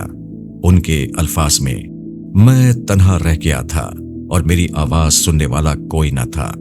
مولانا آزاد نے ان صفحات میں تاریخ کا ایماندارانہ اور جرأت مندانہ تجزیہ پیش کیا، لیکن ان کی دور اندیشی یہ تھی کہ وہ اس تلخ سچ کو اپنی زندگی میں سامنے لانا نہیں چاہتے تھے، کیونکہ اس وقت اس کا اظہار کوئی مثبت نتیجہ نہیں پیدا کر سکتا تھا، اور ان کے نزدیک مثبت نتیجہ صرف اور صرف یہ تھا کہ ہندوستان تقسیم نہ ہو۔ ڈائریکٹ ایکشن ڈے، جناح اور مولانا آزاد۔ 16 اگست 1946 کو آل انڈیا مسلم لیگ نے ڈائریکٹ ایکشن ڈے منایا۔ اس دن کا اعلان مسلم لیگ کے قائد محمد علی جناح نے کیا تھا تاکہ مسلمانوں کے لیے ایک علیحدہ ریاست یعنی پاکستان کے مطالبے کو طاقت کے ساتھ پیش کیا جا سکے۔ اس کی بنیادی وجہ یہ تھی کہ 1945-46 کے انتخابات میں مسلم لیگ کو کانگریس پر فیصلہ کن فتح حاصل ہوئی تھی اور اب وہ جائز جمہوری حق کے طور پر چاہتی تھی کہ اس کا مطالبہ پاکستان مان کر ہندوستان کی تقسیم کر دی جائے۔ لیکن برطانوی حکومت نے کابینہ مشن پلان پیش کر دیا جس میں ہندوستان کو متحد رکھنے کی کوشش کی گئی تھی۔ مڈ نائٹ فریڈم نامی کتاب میں واضح طور پر لکھا ہے کہ اس مشن کو یہ کام سونپا گیا تھا کہ وہ ہندوستان کو محدود آزادی دے اور ہندوستان کو تقسیم نہ ہونے دے۔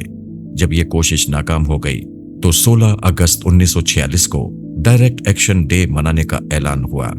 کہنے کو یہ جلسے جلوسوں کا اعلان تھا۔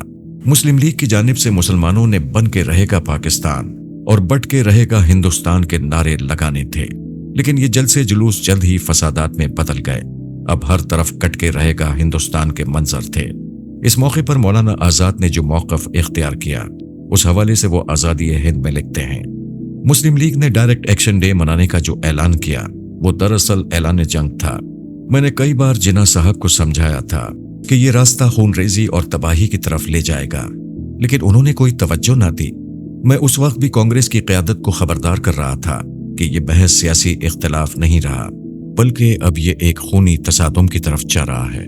جناح صاحب کی ضد اور ان کا ڈائریکٹ ایکشن کا اعلان ہندوستان میں ایسی آگ لگا دے گا جو ہزاروں معصوم جانوں کو نگل جائے گی۔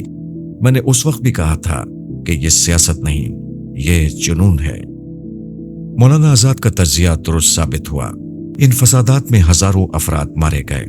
کلکتہ کے بازاروں میں مسلمانوں اور ہندوؤں کی لاشیں وحشت انگیز منظر پیش کر رہی تھیں۔ انہیں کوئی اٹھانے والا نہیں تھا، دفنانے یا کریا کرم کرانے والا نہیں تھا۔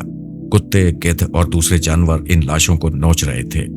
کسی نے کیا ظالمانہ تبصرہ کیا ہے کہ شاید یہ جانور ٹھیک ہی کر رہے تھے، کیونکہ ان کے تعفن سے بیماریاں پھیل رہی تھیں۔ اب شہر کی فضا کو کسی نے تو صاف کرنا تھا۔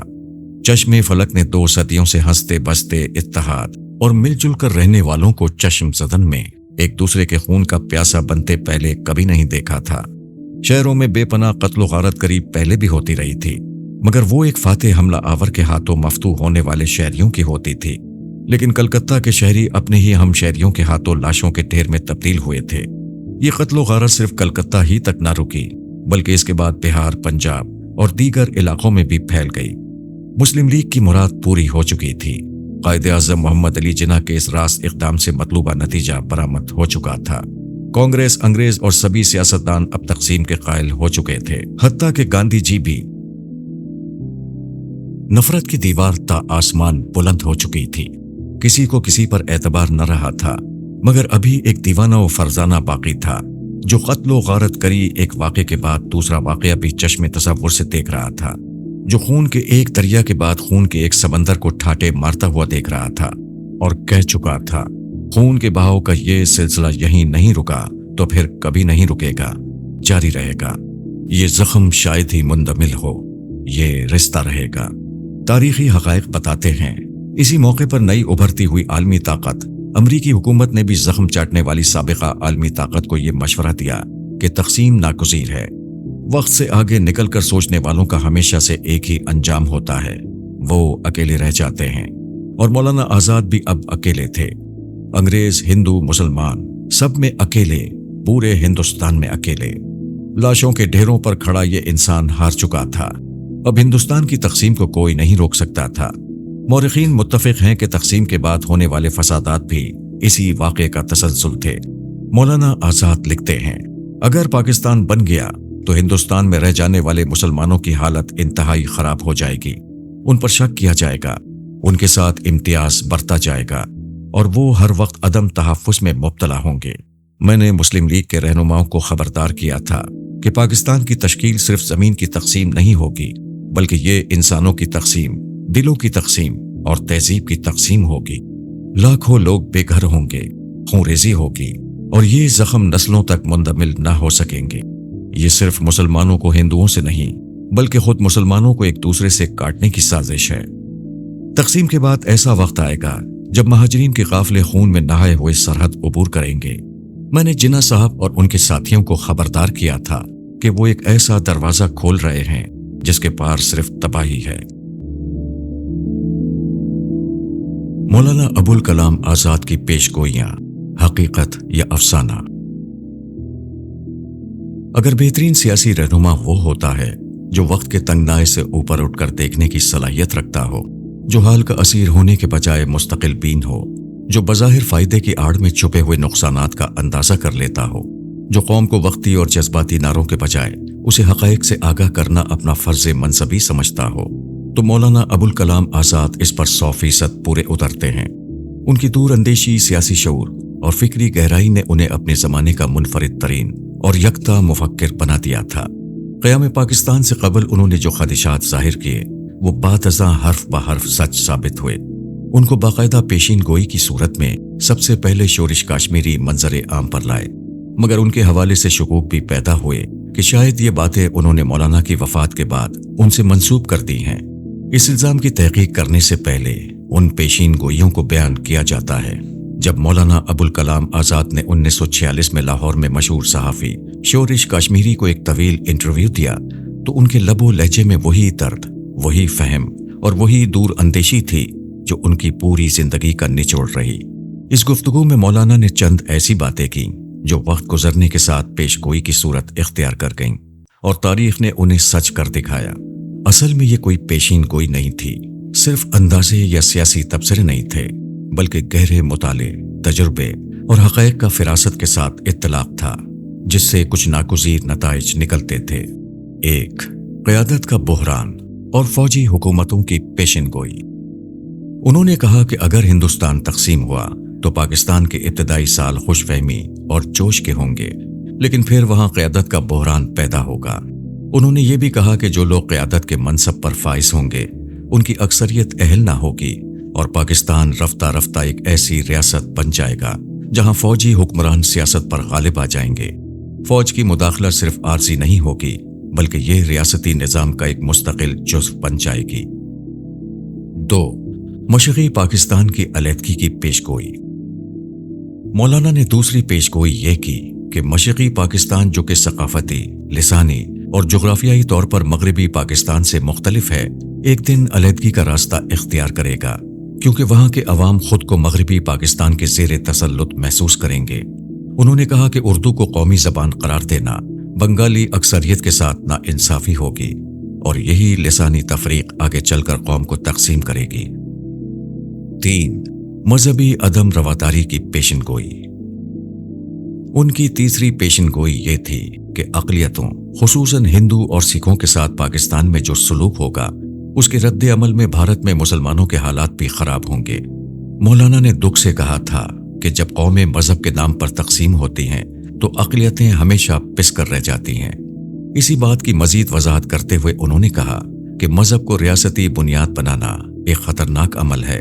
یہ عمل ہندو مسلم تک ہی نہیں رکے گا بلکہ آگے چل کر پاکستان میں فرقہ وارانہ تصادم بڑھے گا۔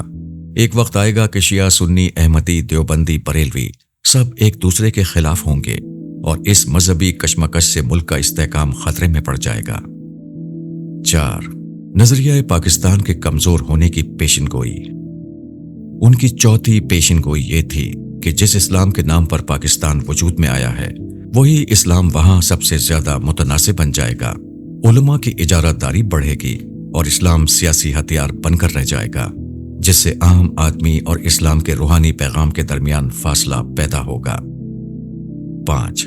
مسئلہ کشمیر کے بارے میں پیشن گوئی۔ مولانا نے تقسیم کے بعد کشمیر کے متنازع الحاق کے بارے میں بھی یہ کہا تھا، یہ مسئلہ ایک ناسور بن جائے گا۔ ہندوستان اور پاکستان کے تعلقات اس کی بنیاد پر دہائیوں تک بگڑتے رہیں گے اور اس جھگڑے کا کوئی آسان حل ممکن نہیں ہوگا، کیونکہ یہ مسئلہ انا اور سیاست کا مسئلہ بن جائے گا۔ 6. ہندوستان کے مسلمانوں کی بتدریج بدحالی اور کمزور حیثیت کی پیشن گوئی۔ انہوں نے پاکستان کے مسلمان ہی کے بارے میں نہیں بلکہ ہندوستان کے بارے میں بھی کہا کہ تقسیم کے بعد بھارت میں مسلمانوں کو آزمائشوں سے گزرنا ہوگا، ان کی تعداد کم ہو جائے گی، ہندوستان کی اکثریت انہیں شک کی نگاہ سے دیکھے گی، ان کی ملک سے وفاداری پر شک کیا جائے گا۔ 7. پاکستان کے عالمی طاقتوں کا اعلی کار بننے کی پیشن گوئی۔ انہوں نے یہ پیشن گوئی بھی کی کہ ملک قرضوں کے بوجھ تلے دب جائے گا اور عالمی طاقتیں یہاں پر اپنی مرضی مسلط کریں گی اور پاکستان پراکسی وار کی آماج کا بن جائے گا۔ حقیقت تو یہ ہے، مولانا آزاد نے اپنی کتاب آزادی ہند میں جو کچھ لکھا ہے اس میں یہی نہیں بلکہ اس سے بڑھ کر دیگر پیشن گوئیاں بھی موجود ہیں۔ اب ہم ان کی تحریروں سے یہ سارے اقتباسات پیش کرتے ہیں۔ سب سے پہلے پاکستان کی قیادت کے بارے میں ان کا تجزیہ دیکھتے ہیں۔ پاکستان مسلم لیگ کی تخلیق تھا، چنانچہ فطری طور پر نئی ریاست میں جماعت مسلم لیگ نے غالب اقتدار کی حیثیت اختیار کر لی۔ میں پہلے ہی بیان کر چکا ہوں کہ کس طرح کانگریس کی مخالفت کے لیے مسلم لیگ کی بنیاد رکھی گئی تھی۔ اس لیے لیگ میں مشکل ہی سے کوئی ایسا رکن ہوگا جس نے ملک کی آزادی کے لیے جنگ لڑی ہو۔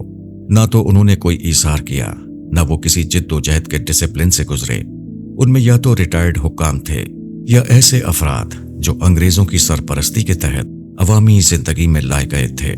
نتیجہ یہ ہوا کہ جب نئی ریاست کی تشکیل ہوئی تو اقتدار ایسے لوگوں کے ہاتھوں میں چلا گیا جو خدمت یا قربانی کا کوئی ریکارڈ نہیں رکھتے تھے۔ ریاست کے بہت سے حکمران خود غرض لوگ تھے جو صرف ذاتی مفاد کی خاطر عوامی زندگی میں آئے تھے۔ مولانا کا یہ تجزیہ تاریخی حقائق کے مطابق تھا، کیونکہ کسی مسلم لیگی لیڈر نے آزادی کی خاطر جیل نہیں کاٹی۔ قائد اعظم محمد علی جناح، نواب لیاقت علی خان، نواب ممدود، حسین شہید سہروردی سمیت کوئی بھی ایک دن کے لیے بھی جیل نہیں کیا۔ ان کا موقف ہمیشہ انگریزی حکومت کے مطابق اور ان کے مقرر کیے ہوئے قاعدے ضابطے کے زیر تحت رہا۔ اس کے برعکس ذرا کانگریس کے تمام اہم لیڈروں کی آزادی کی جد و جہد میں قید و بند کی صحبتوں کا ریکارڈ دیکھیے۔ پنڈت جواہر لال نہرو 9 برس قید میں رہے، مولانا آزاد کئی مرتبہ قید ہوئے، 4 برس جیل میں رہے، حتیٰ کہ قلعہ احمد آباد کی قید میں ان کی اہلیہ وفات پا گئیں اور انہیں جنازہ پڑھنے کی بھی اجازت نہ ملی۔ گاندھی 6 برس سے زائد قید میں رہے۔ سردار ولبھ بھائی پٹیل نے تقریباً 5 سال قید کاٹی۔ اسی طرح راجندر پرساد، جی پی پنت، آچاریہ کرپلانی وغیرہ بھی متعدد بار جیل جا چکے تھے۔ مسلم لیگ میں سوائے نواب لیاقت علی خان کے کسی لیڈر کو اپنی جائیداد سے محروم نہ ہونا پڑا۔ اگر محروم ہوئے تو انہیں اس کا بہتر متبادل ملا۔ پاکستان میں آئینی بحران، انتخابات میں رکاوٹ کے حوالے سے مولانا آزاد کا تجزیہ یہ تھا۔ نئی ریاست یعنی پاکستان کے لیڈروں کی اکثریت یو پی، بہار اور بمبئی سے تعلق رکھتی تھی۔ ان کے ساتھ یہ معاملہ تھا کہ وہ ان علاقوں کی زبان تک نہیں بول سکتے تھے جن پر اب پاکستان مشتمل تھا۔ اسی وجہ سے اس نئی ریاست میں حکمران اور عوام کے مابین خلیج رہی۔ ان خود ساختہ لیڈروں کو ڈر تھا کہ اگر آزاد انتخابات ہو گئے تو ان میں سے بیشتر کی واپسی کا بہت کم امکان ہے۔ ان کا مقصد اس لیے یہ تھا کہ جب تک ممکن ہو سکے انتخابات ملتوی کرا دیے جائیں۔ 10 برس گزر چکے ہیں، ابھی حال ہی میں وہاں ایک آئین وضع کیا جا سکا ہے۔ حد تو یہ ہے کہ اس کی شکل بھی آخری نہیں لگتی، کیونکہ جب دیکھو آئین میں مزید تبدیلیوں کی تجاویز ہوتی رہتی ہیں۔ ابھی تک کسی کو معلوم نہیں کہ نئے آئین کے تحت پہلے انتخابات کب کرائیں گے۔ ایک دوسری جگہ انہوں نے ان الفاظ میں یہ پیشن گوئی کی، ایسا محسوس ہوتا ہے کہ پاکستان میں اقتدار بالآخر فوجی طاقت کے ہاتھ میں چلا جائے گا۔ جمہوری روایات کے حوالے سے مولانا آزاد نے پاکستان کے بارے میں جو پیشن گوئی کی تھی وہ کسی بھی صاحب بصیرت سیاستدان کے لیے کرنا قطعی مشکل نہیں تھا۔ کانگریس کی جمہوری روایات اور مسلم لیگ کی جمہوری روایات کا کوئی مقابلہ ہی نہ تھا۔ یہ بات ایک معلوم حقیقت تھی۔ مسلم لیگ میں ووٹنگ کے بجائے عہدیداران کو ہمیشہ بس مقرر کیا جاتا تھا۔ قائد اعظم محمد علی جناح گول میز کانفرنس کے بعد سیاست سے علیحدہ ہو گئے تھے۔ انہیں لیاقت علی خان اور علامہ محمد اقبال نے خطوط لکھ کر ہندوستان آ کر مسلم لیگ کی قیادت سنبھالنے کی درخواست کی۔ انہوں نے یہ گارنٹی مانگی کہ انہیں پورے اختیارات دیے جائیں گے۔ یہ واضح اشارہ تھا کہ انہیں صدر بنایا جائے۔ چنانچہ وہ 1931 سے 1947 تک مسلم لیگ کے صدر رہے۔ البتہ انہیں ہر سال رسمی طور پر پارٹی کا صدر منتخب کیا جاتا تھا۔ یہ بات بھی یقیناً درست تھی کہ اس عرصے کے دوران میں مسلم لیگ میں ان کے مقابلے کا کوئی لیڈر ہی موجود نہ تھا، اس لیے مقابلے کی اصلاً ضرورت ہی پیش نہ آئی۔ اس کے مقابلے میں کانگریس میں زوردار انتخابات ہوتے تھے، ایک سے بڑھ کر ایک شخصیات موجود تھیں۔ اس حوالے سے مولانا آزاد جانتے تھے کہ مسلم لیگ میں جمہوری روایات بہت کمزور تھیں، اور اس کو خیال رکھ کر مولانا آزاد نے پاکستان کے لیے اہل قیادت کے بحران کی پیشن گوئی کی تھی۔ مشرقی پاکستان کی علیحدگی کے حوالے سے انہوں نے واشگاف الفاظ میں لکھا، مسٹر جناح اور ان کے مقلدوں نے سمجھا ہی نہیں کہ جغرافیہ ان کے خلاف تھا۔ ہندوستانی مسلمان اس طریقے سے بکھرے ہوئے تھے کہ ایک مربوط علاقے میں علیحدہ ریاست کی تشکیل ناممکن تھی۔ مسلم اکثریت علاقے شمال مغرب اور شمال مشرق میں تھے۔ ان دونوں علاقوں میں طبعی اعتبار سے کوئی نقطہ اتصال نہیں ہے، یعنی درمیان میں موجود سمندر کی طرف اشارہ ہے۔ ان دونوں علاقوں کے لوگ سوائے مذہب کے ہر معاملے میں ایک دوسرے سے یکسر مختلف ہیں۔ یہ کہنا لوگوں کے ساتھ سب سے بڑا فریب ہے کہ مذہب ان علاقوں کو متحد کر سکتا ہے جو جغرافیائی، اقتصادی، لسانی اور ثقافتی اعتبار سے مختلف ہوں۔ یہ صحیح ہے کہ اسلام یعنی اسلامی حکومت ایک ایسا معاشرہ قائم کرنا چاہتا تھا جو نسلی، لسانی، اقتصادی اور سیاسی حدود دونوں سے بالا تر ہو۔ مگر تاریخ نے بہرحال یہ ثابت کر دیا ہے کہ شروع کی چند دہائیوں کے بعد زیادہ سے زیادہ پہلی صدی کے بعد مسلمان تمام ممالک کو صرف اسلام کی بنیاد پر متحد نہیں کر سکے۔ یہ تھی ماضی کی حالت اور یہی حالت آج بھی ہے۔ کوئی امید نہیں کر سکتا کہ مشرقی پاکستان اپنے تمام اختلافات کو درست کر لیں گے اور ایک قوم بن جائیں گے، یہاں تک کہ مغربی پاکستان کے اندر سندھ، پنجاب اور سرحد کے تینوں صوبے اندرونی بے آہنگی رکھتے ہیں اور اپنا الگ مقصد اور مفادات کے لیے کام کر رہے ہیں۔ مذہبی عدم رواداری کے حوالے سے انہوں نے واضح الفاظ میں کہا تھا، مسلمانوں نے جن بنیادوں پر پاکستان کا مطالبہ کیا ہے وہ مذہبی منافرت کو فروغ دیں گے جو ان کے اپنے معاشرے میں زہر گھول دے گی۔ کشمیر کے حوالے سے بھی مولانا آزاد کے کئی تبصرے ملتے ہیں۔ ایک معروف حوالہ ان کی 1946-47 کی گفتگو سے ملتا ہے جو انہوں نے شری پرکاش، پہلے گورنر جموں کشمیر سے کی تھی۔ اس میں مولانا آزاد نے کہا تھا، اگر پاکستان بنا تو کشمیر ایک مستقل مسئلہ بن جائے گا، پاکستان اسے حاصل کرنا چاہے گا اور ہندوستان کبھی اسے چھوڑنا نہیں چاہے گا۔ دونوں ممالک کے درمیان کشیدگی کی بنیاد یہی ہوگی۔ یہی بات انہوں نے اپنی کتاب انڈیا ونس فریڈم میں بھی لکھی تھی۔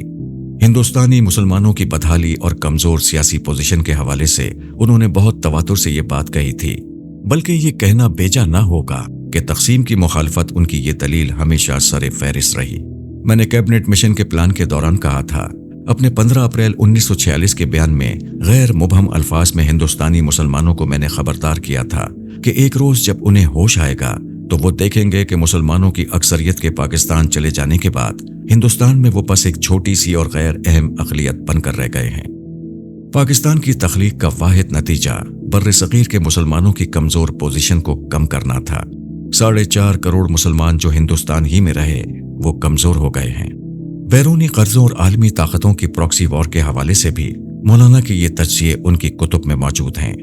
وہ لکھتے ہیں، میں دل کی گہرائیوں سے محسوس کرتا ہوں کہ پاکستان کا قیام ایک عارضی واقعہ ہے۔ یہ ملک ایک دن اپنے ہی وزن تلے دب جائے گا۔ وہ معاشی طور پر مغربی طاقتوں کے قرضوں اور امداد پر انحصار کرے گا اور ان طاقتوں کی خواہشات کے مطابق اپنی پالیسیاں ترتیب دے گا۔ یوں وہ ایک پراکسی اسٹیٹ بن جائے گا جو دوسروں کی جنگ لڑے گا۔ اس کے شہری حقیقی آزادی سے محروم ہوں گے اور داخلی خلفشار اس کی بنیادوں کو کھوکھلا کر دے گا۔ چنانچہ یہ بالکل بیجا اور جھوٹا الزام ہے کہ شورش کاشمیری نے یہ پیشگوئیاں کھڑ کر مولانا آزاد سے منسوب کی ہیں۔ ان میں ہر بات وہ پہلے ہی کسی نہ کسی فورم اور شکل میں کہہ چکے تھے اور اسی لیے وہ تقسیم کے اس قدر شدید مخالف تھے۔ اور سچی بات تو یہ ہے کہ یہ پیشن گوئیاں ایسی ہی ہیں جیسے دھواں دیکھ کر آگ کی پیشن گوئی کرنا، دریا کے ٹوٹے بند کو دیکھ کر سیلاب سے خبردار کرنا، گدھوں اور مردار خور جانوروں کو دیکھ کر قحط اور لاشوں کے بے گور و کفن ہونے کی اطلاع دینا۔ ذرا دیکھیے کہ مولانا کے مستقل بھی ہونے کے بارے میں ان کے سب سے بڑے مخالف انگریزی حکمران کیا کہتے ہیں۔ مولانا ابوالکلام آزاد پر برطانوی انٹیلیجنس رپورٹ کا خلاصہ۔ برطانوی انٹیلیجنس نے مولانا آزاد پر 1920 کی دہائی سے لے کر 1947 تک مسلسل نظر رکھی۔ رپورٹس میں چند اہم نکات یہ تھے: انٹلیکچوئل ریبل، وہ اسلامی تعلیمات میں گہری مہارت رکھتے تھے مگر انہیں قدامت پسند مسلم قیادت کے بجائے جدید ہندوستانی قوم پرستی کا علم بردار سمجھا جاتا تھا۔ انہیں ایک باشعور فکری باغی قرار دیا گیا۔ ڈینجرس یونیفائر، آزاد کو مسلمانوں اور ہندوؤں کے درمیان خطرناک اتحاد پیدا کرنے والا تصور کیا جاتا تھا۔ انٹیلیجنس رپورٹس میں لکھا گیا کہ آزاد مسلمانوں کو علیحدگی سے روک کر کانگریس کے ساتھ جوڑنے کی کوشش کر رہے ہیں جو برطانوی حکمت عملی کے لیے نقصان دہ ہے۔ ماسٹر آف ریٹورک، رپورٹس میں کہا گیا کہ مولانا آزاد کی تقریریں شدید متاثر کن ہوتی ہیں، خاص طور پر اردو زبان میں۔ ان کا طرز بیان عوام کو نہ صرف جوش دلاتا ہے بلکہ شعور بھی دیتا ہے جس سے انگریز حکمرانی کی مخالفت پڑتی ہے۔ آزاد is one of the few leaders whose commitment to a united India is unshakable۔ ترجمہ: آزاد ان چند رہنماؤں میں سے ہیں جن کی متحدہ ہندوستان سے وابستگی اٹل ہے۔ برطانوی مورخین اور رہنماؤں کے تاثرات۔ ریجنالڈ کیپلن، آزاد کی ذہانت ہر گفتگو میں نمایاں ہوتی ہے۔ ان کی علمیت ان کی قوم پرستی کو بے مثال طاقت فراہم کرتی ہے۔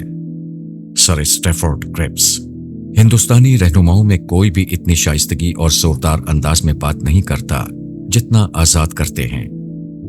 Lord Wavell. आजाद अगरचे एक मुखलिस मुसलमान हैं, लेकिन सियासी तौर पर वो जिन्ना के बजाय गांधी के हिंदुस्तानी विजन से ज्यादा हम आहंग हैं। मौलाना आजाद बतौर वजीर तालीम हिंद। जब भारत में पहली उबूरी हुकूमत तश्कील दी गई तो मौलाना अबुल कलाम आजाद को मुल्क का पहला वजीर तालीम मुकर्रर किया गया। वो 1947 से 1958 तक यानी अपनी वफात तक इस ओहदे पर फाइज रहे। उन्होंने नई नस्ल की तरबियत, कौमी यकजहती और साइंसी व फिक्री तरक्की को अपनी तरजीहात बनाया। उनकी कोशिशों से यूनिवर्सिटी ग्रांट्स कमीशन कायम हुआ। भारतीय इदारा साइंसी तालीम की बुनियाद पड़ी। 1951 में खड़गपुर में बनने वाला यही इदारा बाद में टेक्निकल माहिरीन की नर्सरी बना। आज जिन भारतीय माहिरीन ने दुनिया के बड़े आईटी इदारों जैसे गूगल, माइक्रोसॉफ्ट, एडोब और दीगर में लीडरशिप हासिल की है, इनमें से बहुत से उन्हीं इदारों के फारिगुल तहसील हैं। साइंस के अलावा सकाफती व तालीमी इदारों जैसे साहित्य अकादमी, लाल किला आर्काइव और Indian council for cultural relations को फरोग दिया। मौलाना आजाद का मानना था कि तालीम हर फर्द का बुनियादी हक है। वो चाहते थे कि तालीम न सिर्फ इल्मी बुलंदी दे बल्कि कौम को फिक्री आज़ादी और तहजीबी वक़ार भी अता करे। उनकी क़यादत में हिंदुस्तानी तालीमी निज़ाम ने एक रोशन मुस्तक़बिल की समत कदम बढ़ाया। मौलाना आज़ाद की तालीम पर दूर अंदेशी, साइंसी सोच और इदारा साजी की ये पॉलिसी ही भारत को मुस्तक़बिल में एक आलमी आईटी ताकत बनाने की बुनियाद बनी। इस तरह उनकी काविशों का असर बराह रास्त आज की कामयाबियों में देखा जा सकता है। मौलाना आजाद का असल मैदान अदब, सियासत या आलिम दीन। तारीख के औराक जब भी फिक्री अजमतों की तलाश में पलटे जाते हैं, मौलाना अबुल कलाम आजाद का नाम एक रोशन मीनार की मानिंद उभरता है। ऐसा आलिम जिसकी बुनियाद कुरान और सुन्नत पर और नजर जमाने की फिक्री उफक पर थी। ऐसा अदीब जिसका कलम रिवायत शिकन भी है, रिवायत सास भी, जिसमें सारे लतीफ एहसासात भी हैं और अक्ल रूह की गहराई भी। उसकी उठान एक ऐसे मुफक्किर की थी जो वक्त के बहाव के खिलाफ सोचने का हौसला रखता था। बहुत कम उम्री में वो एक मुज्तहिद, मुफस्सिर और अरबी जबान के कादिरुल कलाम आलिम बन चुके थे। उनके इल्म ने रिवायत की जंजीरों को नहीं अपनाया बल्कि इज्तिहाद के दरवाजे खोले। उनकी फिक्र इस्लाम के अबदी उसूलों को वक्त के चैलेंजों से जोड़ती थी। मगर मौलाना सिर्फ दीनी आलिम ना थे, वो अदब के शहसवार भी थे। उनकी तहरीर महज अल्फाज नहीं, एक वजदानी कैफियत थी। चाहे वो कुरानी तफासीर हों, फलसफाए तारीख या कौमों की नफ्सियात, मौलाना की नज़र में जमाल भी था और जलाल भी। उनके अखबारात अल हिलाल और अल बलाग सिर्फ अखबार न थे बल्कि तहरीक आज़ादी के फिक्री हथियार थे, जहां ज़बान का बांकपन, ख्यालात की जोलानी और मकसद की सदाकत एक साथ चलती थी।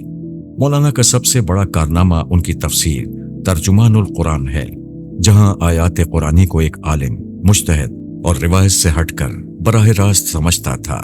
उन्होंने कुरान को मजहब के दायरे से निकालकर एक जिंदा माशरती मंशूर के तौर पर पेश किया। उनकी फिक्र की रोशनी में कुरान सिर्फ एक किताब तिलावत नहीं बल्कि इनकलाब फिक्र का सरचश्मा था। मौलाना आजाद ने खुद कहा था, मजहब अगर इंसान को वक्त के तकाजों से हम आहंग ना करे तो वो सिर्फ रस्म बन जाता है, हकीकत नहीं। उनके यहाँ इस्लाम न जमूद था न अंधी तकलीद, बल्कि इल्म, अमल और अकल का ऐसा इम्तिजाज था जिसकी झलक हमें दबिस्तान शिबली के पूरे ताइफे में सरायत नजर आती है। मौलाना आजाद का फिक्री सरमाया आज भी जिंदा है।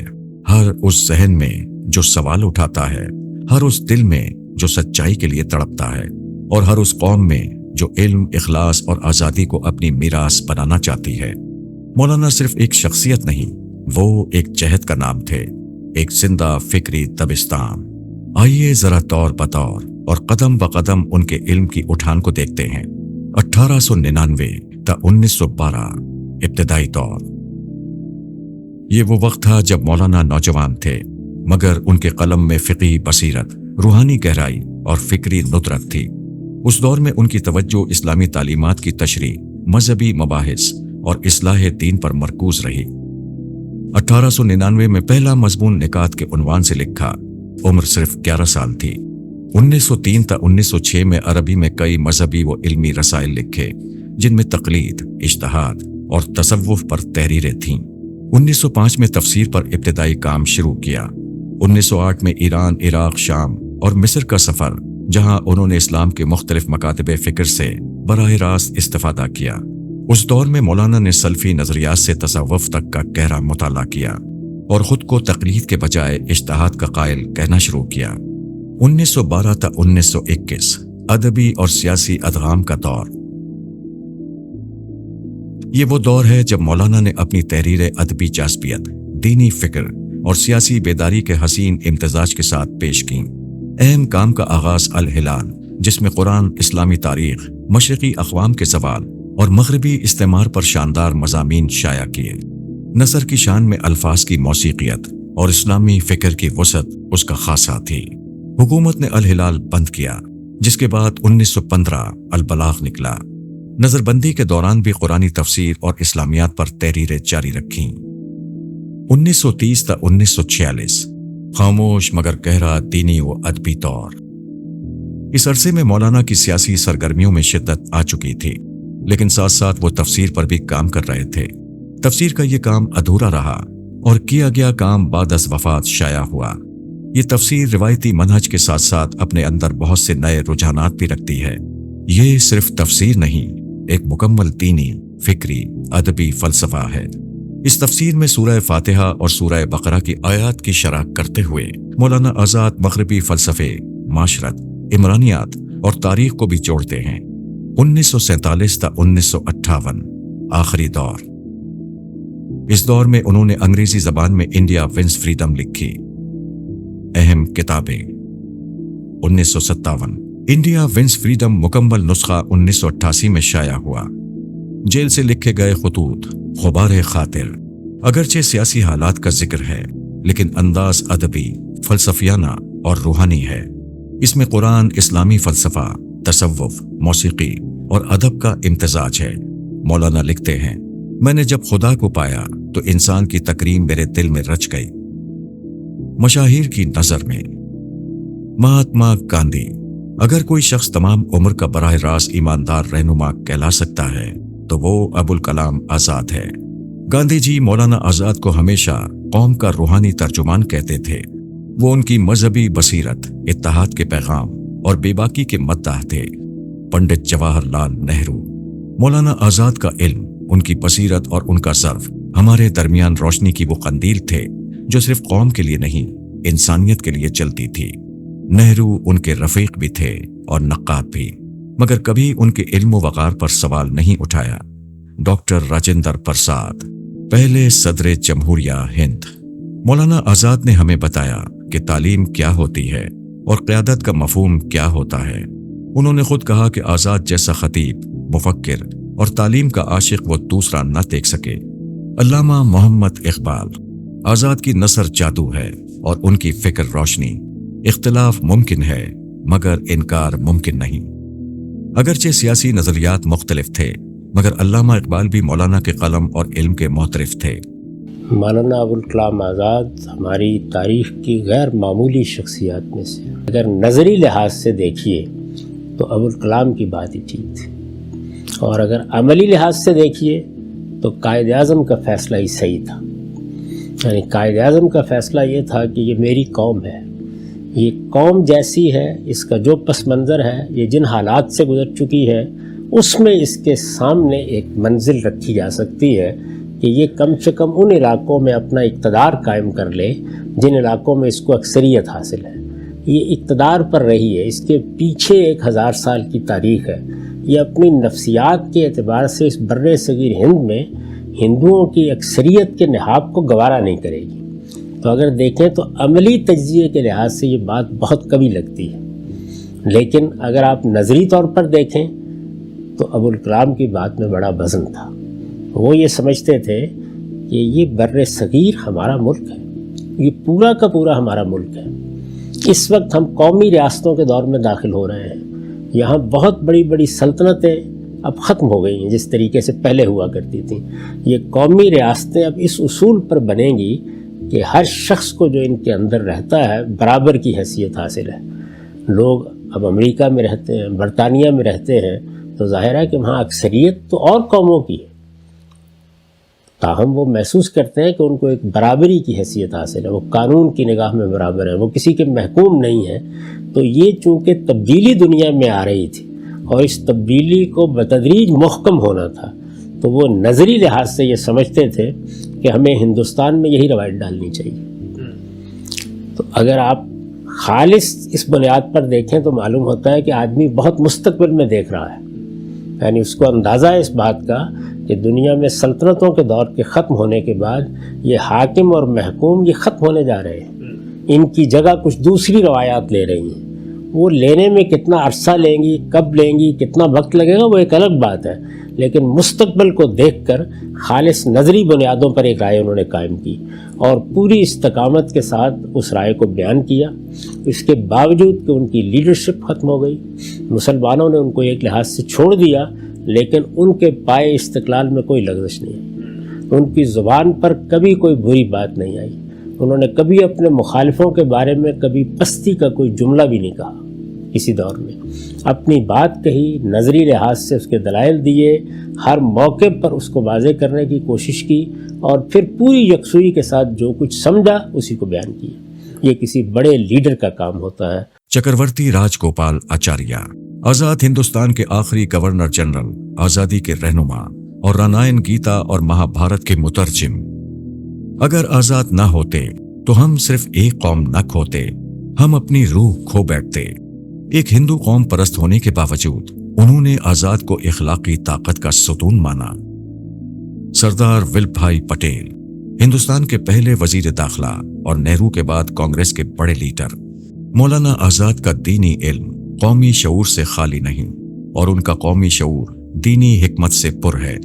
اگرچہ تقسیم پر دونوں میں سخت اختلاف تھا، مگر پٹیل نے ہمیشہ مولانا کی اصول پسندی کا احترام کیا۔ ہمایوں کبیر، ادیب و سیاستدان، ہم نے ایک ایسا شخص کھویا ہے جس کی موجودگی محض رہنمائی نہ تھی بلکہ اس کی خاموشی بھی ہمیں راستہ دکھاتی تھی۔ ہمایوں کبیر نے مولانا کی سوانح عمری پر بھی مضامین لکھے اور ان کے ادبی تخیل کے خاص طور پر مداح تھے۔ سیموئل ہور، برطانوی وزیر برائے ہندوستان، آزاد وہ ہیں جن سے ہم نے کئی بار سیاسی شکست کھائی اور علمی جیت بھی ہمیشہ ان کی رہی۔ مولوی عبدالحق، بابائے اردو، آزاد کا قلم اردو کی تلوار بھی ہے اور مشعل بھی، سیاسی تناؤ اور اختلافات کے باوجود جناح کی رائے۔ 1937 کے بعد محمد علی جناح اور مولانا آزاد کے درمیان شدید اختلاف رہا، مگر جناح نے مولانا کی علمی عظمت، خطابت اور ان کے اثر و رسوخ کا کھلے الفاظ میں اعتراف کیا۔ مولانا آزاد ایک بڑے خطیب، عالم اور اپنے موقف کے سچے آدمی ہیں۔ ہم شدید اختلاف رکھتے ہیں، مگر یہ اختلاف ان کی ذہانت اور خلوص کی نفی نہیں کر سکتا۔ سیاسی مخالفین، پاکستانی رہنماؤں کی آراء۔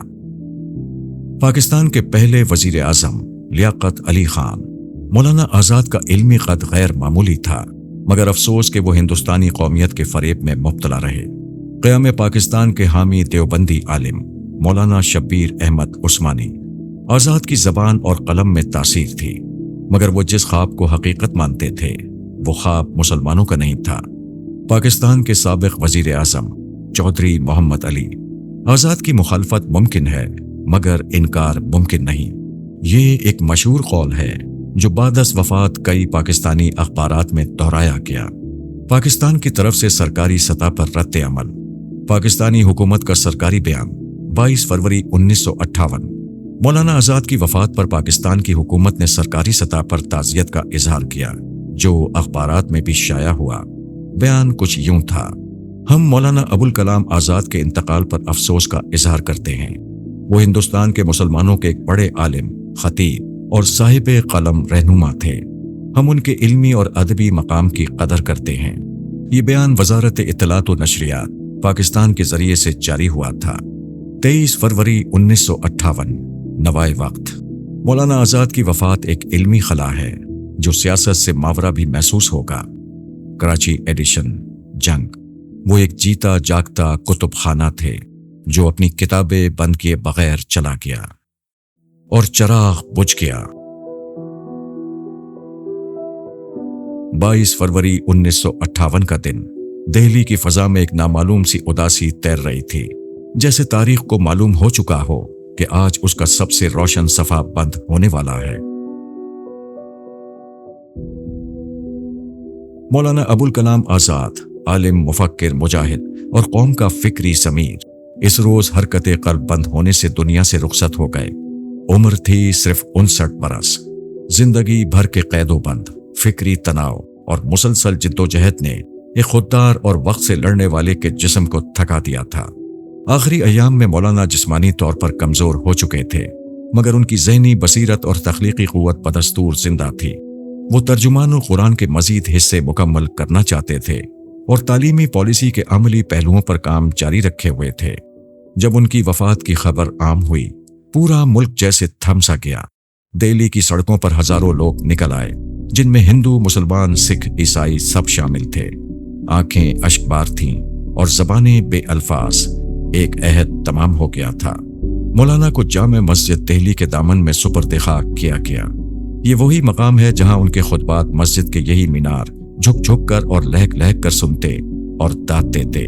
وہ قوم کو بیدار کرتے تھے، مگر ان کے کلام کے سحر سے لگتا تھا لوگ مسحور ہو گئے ہیں اور کچھ سمجھ ہی نہیں سکے، مگر وہ انہیں بیدار کرتے چلے جاتے۔ دنیا میں ٹھوکریں انہی کو لگتی ہیں کہ جو چلتے ہیں، جو پاؤں توڑ کر بیٹھ جاتے ہیں انہیں کبھی ٹھوکر نہیں لگتی۔ گرتے وہی ہیں کہ جو دوڑیں گے۔ کوئی سنتا ہے، سمجھتا ہے، اس سے بے نیاز وہ اپنے ضمیر کے مطابق بات کرتے چلے جاتے۔ تدفین سرکاری اعزاز کے ساتھ ہوئی، پر مولانا کی شخصیت کا سب سے بڑا اعزاز وہ عوامی محبت تھی جو ان کے ساتھ قبر تک آئی۔ ان کے جانے کے بعد ان کا قلم، ان کی نثر اور ان کی تفسیر ہمیشہ کے لیے امت کی فکری میراث بن گئی۔ غبار خاطر آج بھی درد دل کی تفسیر ہے اور ترجمان القرآن ایک زندہ تفسیر حیا۔ مولانا نے شادی تو کی، مگر کوئی اولاد نہ تھی۔ ان کے بعد کوئی خاندانی وارث تو نہ رہا، مگر ان کی فکری وراثت آج بھی لاکھوں دلوں میں زندہ ہے۔ وہ زندہ ہیں ہر اس آواز میں جو مستقبل کی آگہی میں جینا چاہتی ہے، جو اتحاد، امن، جیو اور جینے دو کی بات کرتی ہے۔ آزاد زندہ ہیں ہر اس قلم میں جو سچ لکھنے کا حوصلہ رکھتا ہے۔ مولانا آزاد ایک چراغ تھے جو بجھ گیا، مگر اپنی روشنی لاکھوں ذہنوں میں چھوڑ گیا۔ ان کے بعد نہ ان جیسا نثر نگار آیا، نہ ویسا لیڈر، نہ ویسا دانشور۔ وہ تنہا آیا، تنہا جیا اور پوری قوم کو علم، عقل اور وفا کی لو دے کر رخصت ہو گیا۔